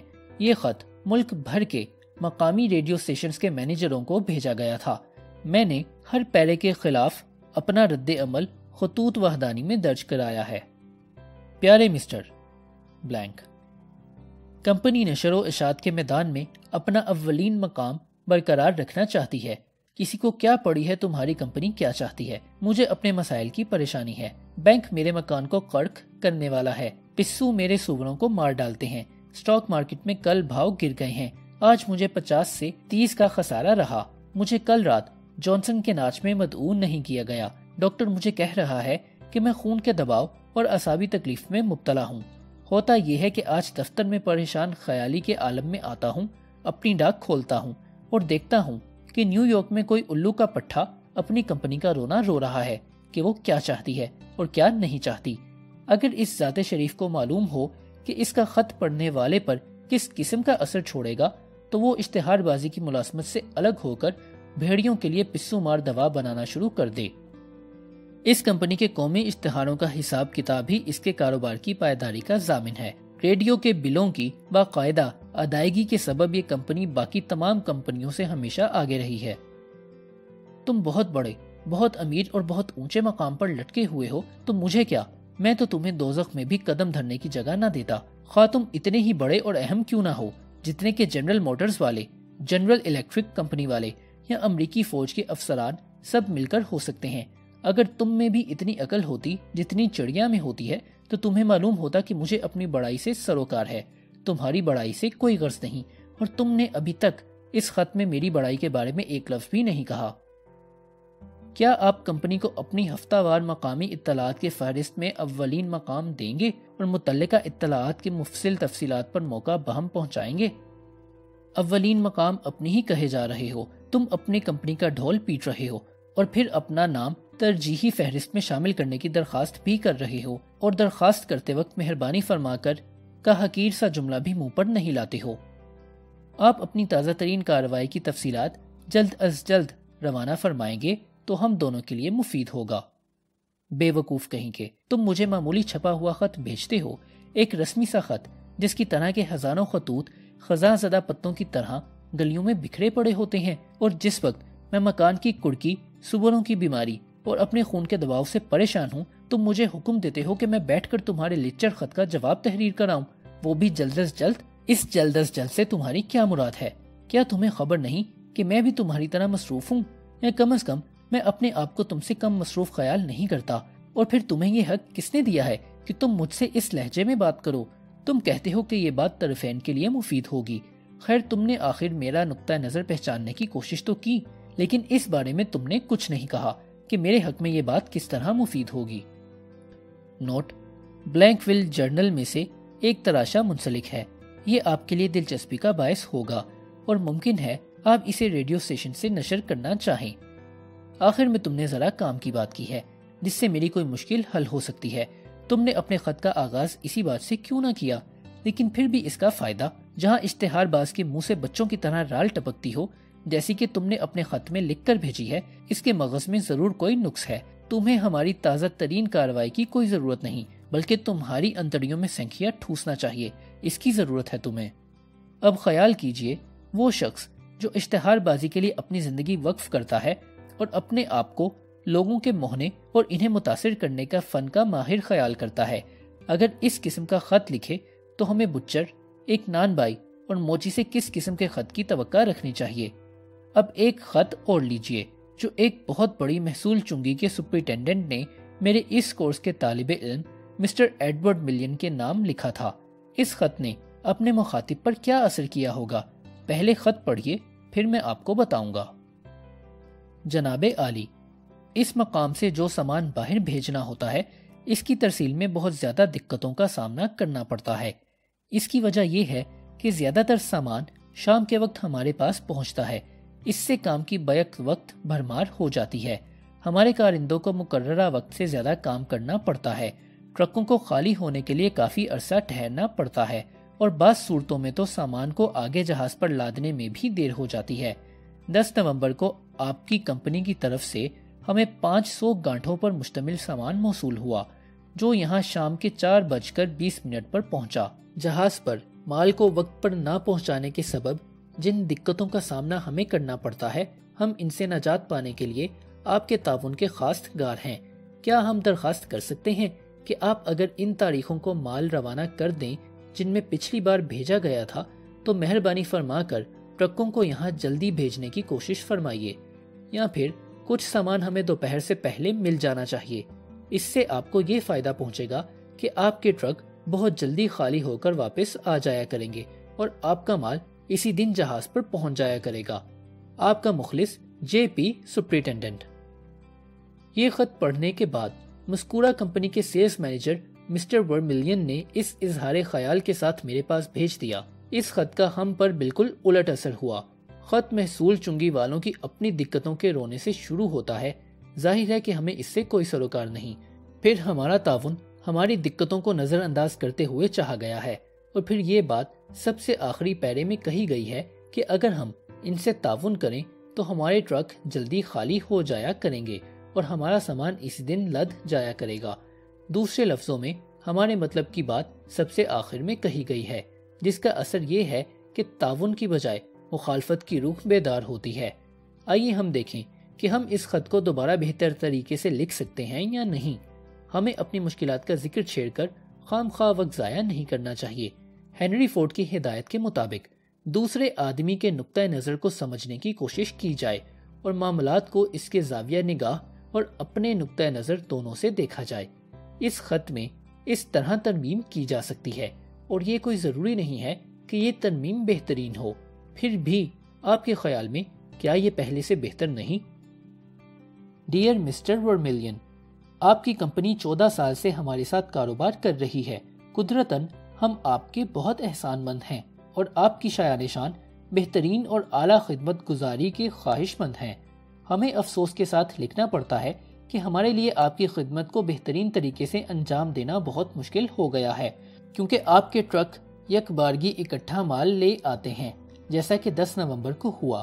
وجہ یہ ہے کہ اور بہت سے سوداگر بھی اکثر شام ہی کو مال پہنچاتے ہیں۔ ظاہر ہے کہ بیک وقت کام کی بھرمار ہو جاتی ہے۔ اس کا مطلب یہ ہے کہ آپ کے ٹرکوں کو مجبوراً کافی عرصے تک ٹھہرنا پڑتا ہے اور آپ کا سامان جہاز پر لدنے میں دیر ہو جاتی ہے۔ یہ اچھی بات نہیں، اس سے کسی طرح چھٹکارا پانا چاہیے۔ ہمارے خیال میں یہ صرف اس طرح سے ممکن ہو سکتا ہے کہ آپ اپنا سامان دوپہر سے پہلے ارسال فرما دیا کریں۔ اس طرح آپ کے ٹرک جلد از جلد خالی ہو کر واپس پہنچ جایا کریں گے۔ آپ کے سامان کی طرف فوری توجہ کی جائے گی اور ہمارے کارندے جلدی گھر جا کر آپ کی کمپنی کے چاکلیٹوں کا لطف اٹھایا کریں گے۔ از راہ نوازش اس درخواست کو شکایت تصور نہ کیجیے اور نہ ہی یہ خیال فرمائیے گا کہ میں آپ کو آپ کے کاروبار کے سلسلے میں کوئی ہدایت دے رہا ہوں۔ اس خط کا موجب صرف یہ ہے کہ آپ کی بہترین خدمت کس طرح انجام دی جا سکتی ہے۔ آپ کا سامان جس وقت بھی آئے، ہم آپ کا کام پھرتی اور خندہ پیشانی سے کرنے میں مسرت محسوس کریں گے۔ آپ بہت مصروف انسان ہیں، اس لیے خط کا جواب دینے کی چندہ ضرورت نہیں۔ آپ کا مخلص جے پی، سپرنٹینڈنٹ۔ آج کل ہزاروں سیلز مین بازاروں میں تھکے ہارے اور بے حوصلہ پھرتے ہیں۔ کیوں؟ اس لیے کہ وہ ہر وقت یہ سوچتے ہیں کہ انہیں کیا چاہیے۔ انہیں یہ خبر نہیں کہ آپ اور میں کچھ خریدنا نہیں چاہتے۔ اگر ہمیں ضرورت ہوتی تو ہم خود جا کر خرید لاتے۔ آپ اور میں ہمیشہ اپنے ہی معاملات سلجھانے میں لگے رہتے ہیں۔ اگر کوئی سیلز مین ہمیں یہ بتا سکے کہ وہ ہماری مشکلات کس طرح دور کر سکتا ہے تو اسے یہ کہنے کی بھی ضرورت پیش نہ آئے کہ صاحب میرا مال خریدیے، ہم خود خریدیں گے۔ اور گاہک ہمیشہ خریدنا پسند کرتا ہے، یہ کبھی گوارا نہیں کرتا کہ خواہ مال اس پر ٹھوسا جائے۔ لیکن بہت سے حضرات ایسے ہیں جو زندگی بھر اپنے مال کو گاہک کے نقطہ نظر کو سمجھے بغیر بیچنے کی کوشش کرتے رہتے ہیں۔ مثال کے طور پر میں فارسٹ ہلز میں رہتا ہوں، جو نیو یارک کے وسط میں چند گھرانوں پر مشتمل ایک بستی ہے۔ ایک دن میں اسٹیشن پہنچنے کی جلدی میں تھا کہ اتفاقاً میری ملاقات جائیداد کی خرید و فروخت کرنے والے ایک بیوپاری سے ہو گئی، جو کئی سال سے یہ کام لانگ آئلینڈ میں کر رہا تھا۔ میں نے جلدی میں اس سے سوال کیا، میرے والے گھر کی تعمیر میں لوہے کی سلاخوں یا اس حد تک کام لیا گیا ہے؟ اس کے جواب سے میں نے فوراً اندازہ لگا لیا کہ وہ فارسٹ ہل سے بالکل واقف نہیں ہے۔ اس نے مجھے کوئی نئی بات نہیں بتائی تھی۔ میں نے اس سے جو بات پوچھی تھی وہ اپنی بستی کی میونسپل کمیٹی کو خط لکھ کر بھی پوچھ سکتا تھا۔ اگلے دن مجھے اس کی طرف سے ایک خط ملا۔ کیا اس خط کے ذریعے اس نے میری مطلوبہ معلومات بہم پہنچائی تھی؟ یہ اطلاع وہ فون پر 1 منٹ میں حاصل کر سکتا تھا، لیکن اس نے ایسا نہیں کیا۔ اس نے مجھے اتنا بتایا کہ میں یہ اطلاع فون کر کے خود حاصل کر سکتا ہوں، اور اس کے بعد مجھ سے درخواست کی کہ میں اپنے مکان کا بیمہ اس کی معرفت سے کراؤں۔ اسے میری ضرورت سے کوئی سروکار نہ تھا، وہ تو صرف اپنی ضرورت پوری کرنا چاہتا تھا۔ مجھے چاہیے تھا کہ میں اسے واشنگ کی 2 نہایت اعلیٰ چھوٹی چھوٹی کتابیں پڑھنے کے لیے دے دیتا۔ اگر وہ ان کتابوں کو پڑھ کر ان پر عمل کرتا تو اس سے اسے میرے مکان کے بیمے کے مقابلے میں 1000 گنا زیادہ منافع ہوتا۔ پیشہ ور آدمی بھی یہی غلطی کرتے ہیں۔ میں کسی ناک اور گلے کے ماہر ڈاکٹر کے پاس گیا۔ اس نے میرے گلے کی گلٹی کو دیکھے بغیر چھوٹتے ہی یہ سوال کیا کہ میں کس لیے ان کے پاس آیا ہوں۔ اسے میرے گلے کی گلٹیوں کی بجائے میرے نقد مال کی مقدار میں زیادہ دلچسپی تھی۔ اس کی تشویش یہ تھی کہ وہ مجھ سے کتنا زیادہ روپیہ وصول کر سکتا تھا۔ نتیجہ یہ ہوا کہ اسے کچھ بھی نہ ملا۔ میں اس میں سیرت اور اخلاق نہ پا کر اور گھبرا کر اس کے دفتر سے باہر نکل گیا۔ دنیا اس قسم کے خود غرض اور لٹیرے لوگوں سے بھری پڑی ہے، اس لیے جو ایک آدھ بے لوث خدمت کرنے والا ہوتا ہے وہ بہت زیادہ فائدے میں رہتا ہے، کیونکہ اسے مقابلے کا ڈر ہی نہیں۔ اون ڈی ینگ کا قول ہے، جو آدمی اپنے آپ کو دوسروں کی جگہ تصور کر سکتا ہے، جو دوسروں کے رجحانات کو بھانپ سکتا ہے، اسے مستقبل کی کوئی تشویش نہیں ستاتی۔ اگر اس کتاب کے مطالعے سے یہی ایک بات آپ کے ذہن نشین ہو جائے کہ حتی الامکان دوسرے لوگوں کے زاویہ نگاہ سے بات کرنی چاہیے اور اسی نقطہ نظر سے سوچنا چاہیے، تو صرف یہی ایک بات آپ کی کامیاب زندگی کا سنگ میل ثابت ہو سکتی ہے۔ بہت سے حضرات کالجوں کی خاک چھان آتے ہیں، ورجل کی تصنیفات کا مطالعہ کرنا سیکھ آتے ہیں، علم الاعضاء کے پیچیدہ مسائل پر حاوی ہو جاتے ہیں، لیکن انہیں اپنے دماغ کے کارخانے کا بالکل علم نہیں ہوتا۔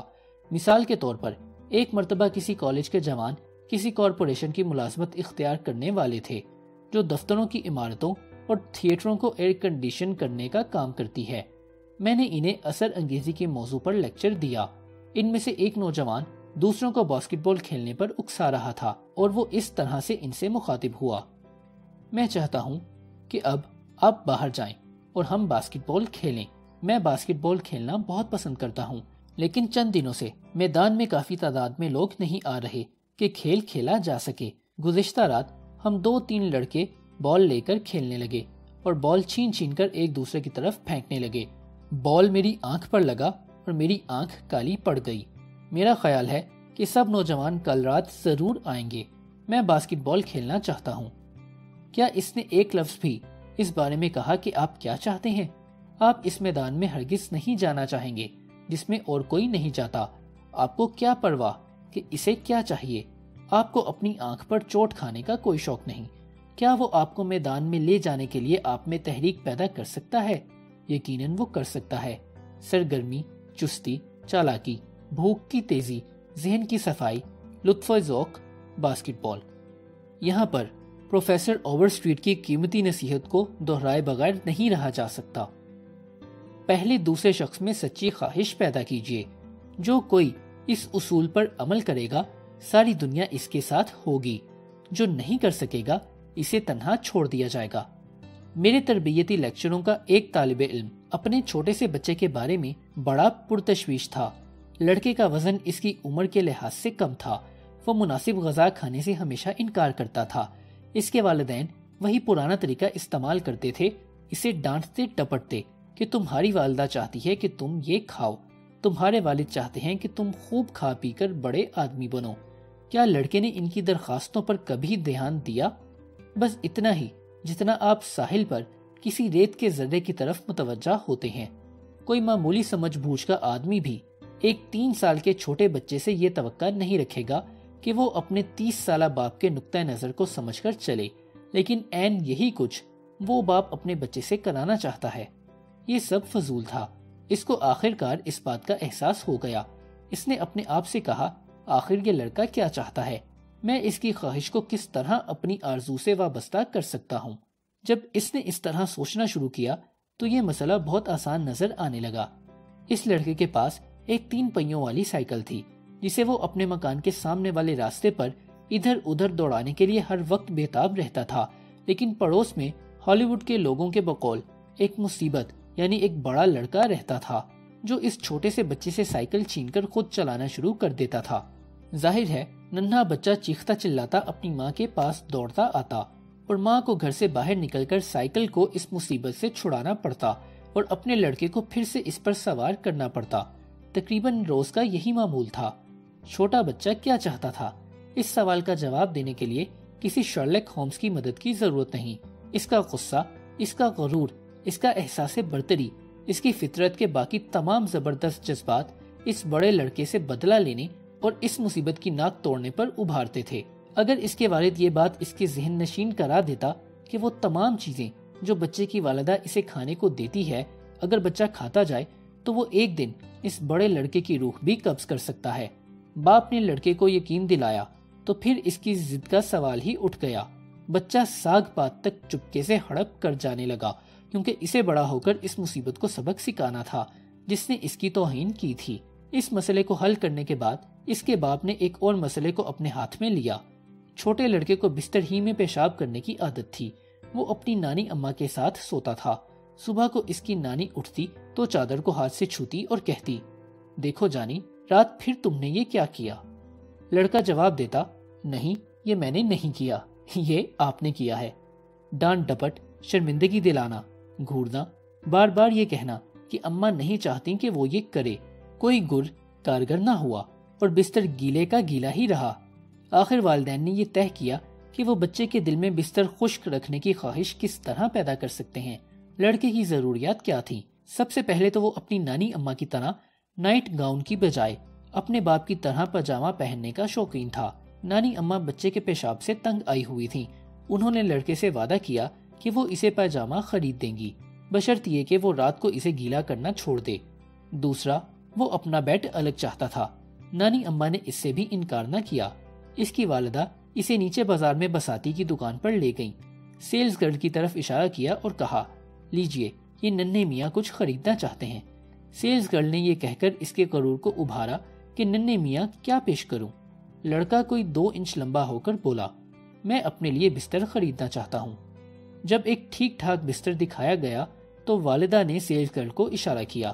اس نے بچے کو وہی بستر خریدنے پر رضامند کر لیا۔ اس رات جب والد گھر آیا تو لڑکا بھاگا بھاگا دروازے پر پہنچا اور کہنے لگا، ابا ابا، چلیے اوپر چل کر وہ بستر دیکھیے جو میں نے خریدا ہے۔ اس کے والد نے بستر دیکھ کر چارلس شواب کی بات پر عمل کیا۔ اس نے جی بھر کر داد دی اور دل کھول کر تعریف کی۔ اس نے لڑکے سے کہا، ایسا اچھا بستر ہے کہ اسے گیلا نہیں ہونے دینا چاہیے۔ لڑکے نے جواب دیا، نہیں نہیں، میں اسے ہرگز گیلا نہیں ہونے دوں گا، اور اس نے اپنا وعدہ پورا کیا کیونکہ اس کے غرور کو ٹھیس پہنچتی تھی۔ یہ بستر اس کا اپنا تھا، اسے اس نے خود خریدا تھا، اور پھر اب تو وہ مردوں کی طرح پاجامہ پہنے ہوئے تھا۔ وہ مردوں کی پیروی کرنا چاہتا تھا، اور اس نے کی۔ ایک اور باپ، کیٹی ڈشمن، جو ٹیلی فون انجینئر تھا اور اسی لیکچر کا طالب علم تھا، اپنے 3 سال کی بچی کو ناشتہ کھانے پر رضامند نہیں کرا سکتا تھا۔ روزمرہ کی ڈانٹ ڈپٹ، جھڑکی اور التجا کے طریقوں کا کوئی اثر نہ ہوا۔ آخر والدین نے سوچا، آخر یہ لڑکی کیا چاہتی ہے؟ ننھی بچی اپنی والدہ کی نقل کرنے اور اپنے آپ کو بڑی عورت محسوس کرنے کی خواہش مند تھی، اس لیے انہوں نے ایک صبح اس کو کرسی پر کھڑا کر دیا اور ناشتہ اس کے ہاتھوں سے ترتیب دلایا۔ عین موقع پر جبکہ وہ کھانے کی چیزیں میز پر لگا رہی تھی، اس کا والد باورچی خانہ میں داخل ہوا۔ اس لڑکی نے فوراً کہا، دیکھیے ابا جان، میں خود ناشتہ چن رہی ہوں۔ اس روز اس نے اناج کے لقمے خود بخود کھائے، کسی نے اسے مجبور نہیں کیا، کیونکہ اب وہ خود دلچسپی لے رہی تھی۔ اس طرح اسے اپنی اہمیت کا احساس ہوا۔ ناشتہ بنانے میں اس نے اپنی خودی کی تسکین کا سامان پایا۔ ولیم ونٹر نے ایک مرتبہ کہا تھا، اظہار خودی انسانی فطرت کی پہلی ضرورت ہے، پھر اسی فلسفے کو تجارت میں کیوں نہ برتیں؟ اگر ہمارے ذہن میں کوئی شاندار خیال ہو تو دوسرے آدمی کو یہ محسوس کرانے کی بجائے کہ یہ ہمارا خیال ہے، ہم خود اسے اس خیال کو اپنانے کا موقع کیوں نہ دیں؟ وہ اس خیال کو اپنا لے گا اور ہو سکتا ہے اس بچی کی طرح خود بخود اس پر عمل کرے۔ یاد رکھیے، پہلے دوسرے شخص میں سچی خواہش پیدا کیجیے۔ جو کوئی اس اصول پر عمل کرے گا، ساری دنیا اس کے ساتھ ہوگی۔ جو نہیں کر سکے گا، اسے تنہا چھوڑ دیا جائے گا۔ اس کتاب سے زیادہ فائدہ اٹھانے کے 9 طریقے۔ اگر آپ اس کتاب سے زیادہ استفادہ کرنا چاہتے ہیں تو ایک بات لازمی ہے، یہ بات باقی سب قوانین اور طریقوں سے ضروری ہے۔ جب تک آپ اس بنیادی امر کے قائل نہیں، اس وقت تک مطالعے کے سارے قواعد بیکار ہیں۔ اگر آپ میں یہ روشن خوبی ہے تو آپ اس کتاب سے زیادہ فائدہ اٹھانے کی تجویزوں کو پڑھے بغیر ہی حیران کن کامیابی حاصل کر سکتے ہیں۔ آئیے دیکھیں تو صحیح کہ یہ کون سا جادو ہے۔ یہ جادو یہ ہے کہ آپ میں کچھ سیکھنے کی سچی اور گہری خواہش ہو اور دوسرے لوگوں سے حسن سلوک کا پکا ارادہ ہو۔ اب سوال یہ ہے کہ آپ میں یہ خواہش کیسے پیدا ہو سکتی ہے؟ اپنے آپ کو بار بار یاد دلائیے کہ یہ اصول آپ کے لیے کتنے اہم ہیں۔ اس بات کا تصور کیجیے کہ ان اصولوں کی مستقل پیروی کس طرح شاندار سماجی اور اقتصادی فائدوں کے حصول میں آپ کے کام میں آ سکتی ہے۔ اپنے دل سے بار بار کہیے، میری ہر دل عزیزی، میری مسرت اور میری آمدنی کا بہت زیادہ انحصار لوگوں سے حسن سلوک کی مہارت پر ہے۔ نمبر 1۔ اب سوال یہ ہے کہ آپ میں یہ خواہش کیسے پیدا ہو سکتی ہے؟ اپنے آپ کو بار بار یاد دلائیے کہ یہ اصول آپ کے لیے کتنے اہم ہیں۔ اس بات کا تصور کیجیے کہ ان اصولوں کی مستقل پیروی کس طرح شاندار سماجی اور اقتصادی فائدوں کے حصول میں آپ کے کام میں آ سکتی ہے۔ اپنے دل سے بار بار کہیے، میری ہر دل عزیزی، میری مسرت اور میری آمدنی کا بہت زیادہ انحصار لوگوں سے حسن سلوک کی مہارت پر ہے۔ نمبر 2۔ پہلے ہر باب کو جلدی اس کا مرکزی خیال سمجھنے کی خاطر پڑھ جائیے۔ ہو سکتا ہے آپ ایک باب پڑھنے کے بعد دوسرے کو جلد از جلد پڑھنا چاہیں، لیکن جلدی نہ کیجیے۔ ایسا آپ اسی صورت میں کر سکتے ہیں اگر آپ محض تفریح کے طور پر مطالعہ کر رہے ہوں، لیکن اگر آپ لوگوں سے حسن سلوک کا فن سیکھنے کی خاطر پڑھ رہے ہیں تو ہر باب کو ایک بار پھر سے اچھی طرح پڑھیے۔ اس کا نتیجہ یہ ہوگا کہ آپ کا بہت سا وقت بھی بچ جائے گا اور آپ کچھ حاصل بھی کر سکیں گے۔ نمبر 3۔ مطالعے کے دوران میں بار بار ٹھہر کر غور کیجیے کہ آپ کیا پڑھ رہے ہیں۔ اپنے آپ سے سوال کیجیے کہ آپ ہر طریقے کو کہاں اور کیسے عملی جامہ پہنا سکتے ہیں۔ سمجھ سوچ کر پڑھنا بہتر ہے۔ شکاری کتے کی طرح ہر گوشت کے پیچھے بھاگنے سے کوئی فائدہ نہیں۔ نمبر 4۔ مطالعے کے دوران میں اپنے ہاتھ میں رنگدار پینسل یا قلم رکھیے۔ جب آپ کی نظر سے کوئی ایسا طریقہ گزرے جس پر آپ عمل کر سکتے ہیں تو اس پر نشان لگا دیجیے۔ اگر یہ تجویز نہایت ہی اہم ہو تو اس کے ہر فقرے کے نیچے لکیر کھینچ لیجیے یا اس پر حاشیہ میں کوئی نشان لگائیے۔ مثلاً کتاب پر نشان لگانا اور لکیریں کھینچنا مطالعے کو زیادہ دلچسپ اور آسان بنا دیتا ہے۔ نمبر 5۔ میں ایک ایسے شخص کو جانتا ہوں جو 13 سال تک ایک بہت بڑی بیمہ کمپنی میں مینیجر رہا۔ وہ ہر مہینے اپنے کمپنی کے جاری کردہ تمام نکات کو پڑھتا ہے۔ واقعی وہ ہر مہینے اور ہر سال انہیں بار بار پڑھتا ہے۔ کیوں؟ صرف اس لیے کہ تجربے نے اسے بتایا ہے کہ ان تمام نکات کی دفعات کو ذہن میں محفوظ رکھنے کا صرف یہی ایک طریقہ ہے۔ میں نے خوش گفتاری پر ایک کتاب لکھنے میں 2 سال صرف کیے۔ اس پر بھی میں محسوس کرتا ہوں کہ میں نے جو کچھ اپنی کتاب میں لکھا ہے اسے یاد رکھنے کے لیے خود میرے لیے اسے کبھی کبھی پڑھنا ضروری ہے۔ ہم حیران کن رفتار سے چیزوں کو بھول جاتے ہیں۔ تو بات یہ ہوئی کہ اگر آپ اس کتاب سے کوئی حقیقی اور دیر پا فائدہ اٹھانا چاہتے ہیں تو یہ گمان نہ کیجیے کہ اس کا ایک سرسری مطالعہ آپ کے لیے کافی ہے۔ ایک بار اس کو غور سے پڑھ لینے کے بعد آپ کو ہر مہینے چند گھنٹے ان اصولوں کی یاد دہانی کے لیے ضرور صرف کرنے چاہیے۔ اس کتاب کو ہر روز اپنی میز پر اپنے سامنے رکھیے۔ کبھی کبھی اسے کھول کر دیکھتے رہیے۔ اپنی توجہ بار بار ان امکانات کی طرف لے جائیے جن کو آپ نے اپنی ترقی کے سلسلے میں ابھی تک استعمال نہیں کیا ہے۔ یاد رکھیے، آپ ان اصولوں کے استعمال کے عادی صرف اس صورت میں بن سکتے ہیں اور ان پر ذہن پر بوجھ ڈالے بغیر اسی وقت عمل کر سکتے ہیں کہ آپ ان کو پختہ ارادے سے بار بار پڑھیں اور ان پر عمل کریں۔ دوسرا راستہ کوئی نہیں۔ نمبر 6۔ ایک دفعہ پرنات شاہ نے کہا تھا، اگر آپ کسی آدمی کو کچھ پڑھانے کی کوشش کریں گے تو وہ کچھ نہیں سیکھ پائے گا۔ اس نے ٹھیک کہا تھا، کیونکہ سیکھنے کے معنی عمل کے ہیں۔ ہم کچھ کرتے ہیں تو سیکھتے ہیں۔ چنانچہ اگر آپ ان اصولوں پر حاوی ہونا چاہتے ہیں جو آپ نے اس کتاب میں پڑھے ہیں تو ان پر تھوڑا بہت عمل ضرور کیجیے۔ ہر موضوع موقع پر انہیں آزمائیے۔ اگر آپ ایسا نہیں کریں گے تو آپ انہیں بہت جلد بھول جائیں گے۔ صرف وہی علم ذہن میں محفوظ ہوتا ہے جسے آپ برابر استعمال میں لاتے رہیں۔ عین ممکن ہے کہ آپ ان اصولوں پر ہر وقت عمل نہ کر سکیں۔ مجھے اس بات کا اچھی طرح علم ہے۔ میں نے یہ کتاب لکھی ہے، اس کے باوجود میں بارہا بعض ایسی تجویزوں پر عمل کرنے سے قاصر ہوتا ہوں جن کی میں نے وکالت کی ہے۔ مثلاً جب آپ ناراض ہوں تو دوسرے آدمی کے نقطۂ نظر کو سمجھنے کے مقابلے میں اس تنقید اور لان تان بہت آسان بات ہے۔ تحسین کے مقابلے میں عیب جوئی ہمیشہ آسان ہوتی ہے۔ دوسرے کی ضرورت کی بجائے اپنی حاجت کی بات کرنا قدرتی امر ہے، اور اسی طرح دوسری باتیں ہیں۔ اس لیے آپ اس کتاب کے مطالعے کے وقت یہ نہ بھولیے کہ آپ اسے اپنے علم میں اضافے کی خاطر پڑھ رہے ہیں۔ آپ نئی عادتیں پیدا کرنے کی کوشش کر رہے ہیں۔ ہاں، آپ ایک نیا اسلوب زندگی تلاش کر رہے ہیں، اور اس کے لیے وقت، استقلال اور متواتر عمل کی ضرورت ہے۔ ان صفحات کو اکثر مطالعے میں رکھیے۔ اس کتاب کو انسانی تعلقات کا عملی رہنما مانیے، اور جب بھی کوئی خاص مسئلہ درپیش ہو، مثلاً بگڑے ہوئے بچے کو سدھارنا، بیوی کو ہم خیال بنانا یا کسی چڑے ہوئے گاہک کی تسکین کرنا، تو معمول کے مطابق جذباتی ہونے سے گریز کیجیے۔ ایسے موقع پر جذباتی ہونا عموماً غلط ہوتا ہے۔ اس کی بجائے اس کتاب کی طرف رجوع کیجیے اور متعلقہ مسئلے سے متعلق جو پیرے آپ نے نشان لگا کر پڑھے ہیں ان کا دوبارہ مطالعہ کیجیے۔ ان بتائے ہوئے طریقوں پر عمل کیجیے اور دیکھیے کہ یہ طریقے کیا معجزے دکھاتے ہیں۔ نمبر 7، جس وقت آپ کی بیوی یا آپ کا لڑکا یا کوئی شریک کار آپ کو ان اصولوں کی خلاف ورزی کرتے ہوئے پکڑے، اسے 1 روپیہ بطور نذرانہ پیش کیجیے۔ اس طرح کھیل کھیل میں آپ ان اصولوں پر حاوی ہو جائیں گے۔ ایک مرتبہ وال اسٹریٹ کے ایک بینک کے مینیجر نے میری کلاس کے سامنے اپنی ذاتی اصلاح کی ایک نہایت ہی عمدہ ترکیب بنائی۔ اس شخص کی تعلیم برائے نام تھی، لیکن آج وہ امریکہ کا ایک بہت بڑا مالدار تاجر ہے۔ اس نے صاف بیان کیا کہ اس کی کامیابی کا صحرا زیادہ تر اس کے خود ساختہ اصلاحی اصولوں کے سر ہے۔ اس کا طریقہ عمل مندرجہ ذیل ہے۔ میں حد الوسع اسی کے الفاظ دہرانے کی کوشش کروں گا۔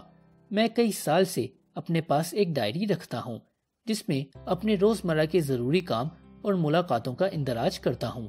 میرے گھر والے ہفتے کی رات کو میرے ساتھ کوئی پروگرام نہیں بناتے، کیونکہ وہ جانتے ہیں کہ میں ہفتے کی رات کا کچھ حصہ اپنے آپ پر تنقید کرنے، اپنے اعمال کی جانچ پڑتال کرنے اور ہفتے بھر کی کارگزاریوں کو یاد کرنے کے لیے وقف کرتا ہوں۔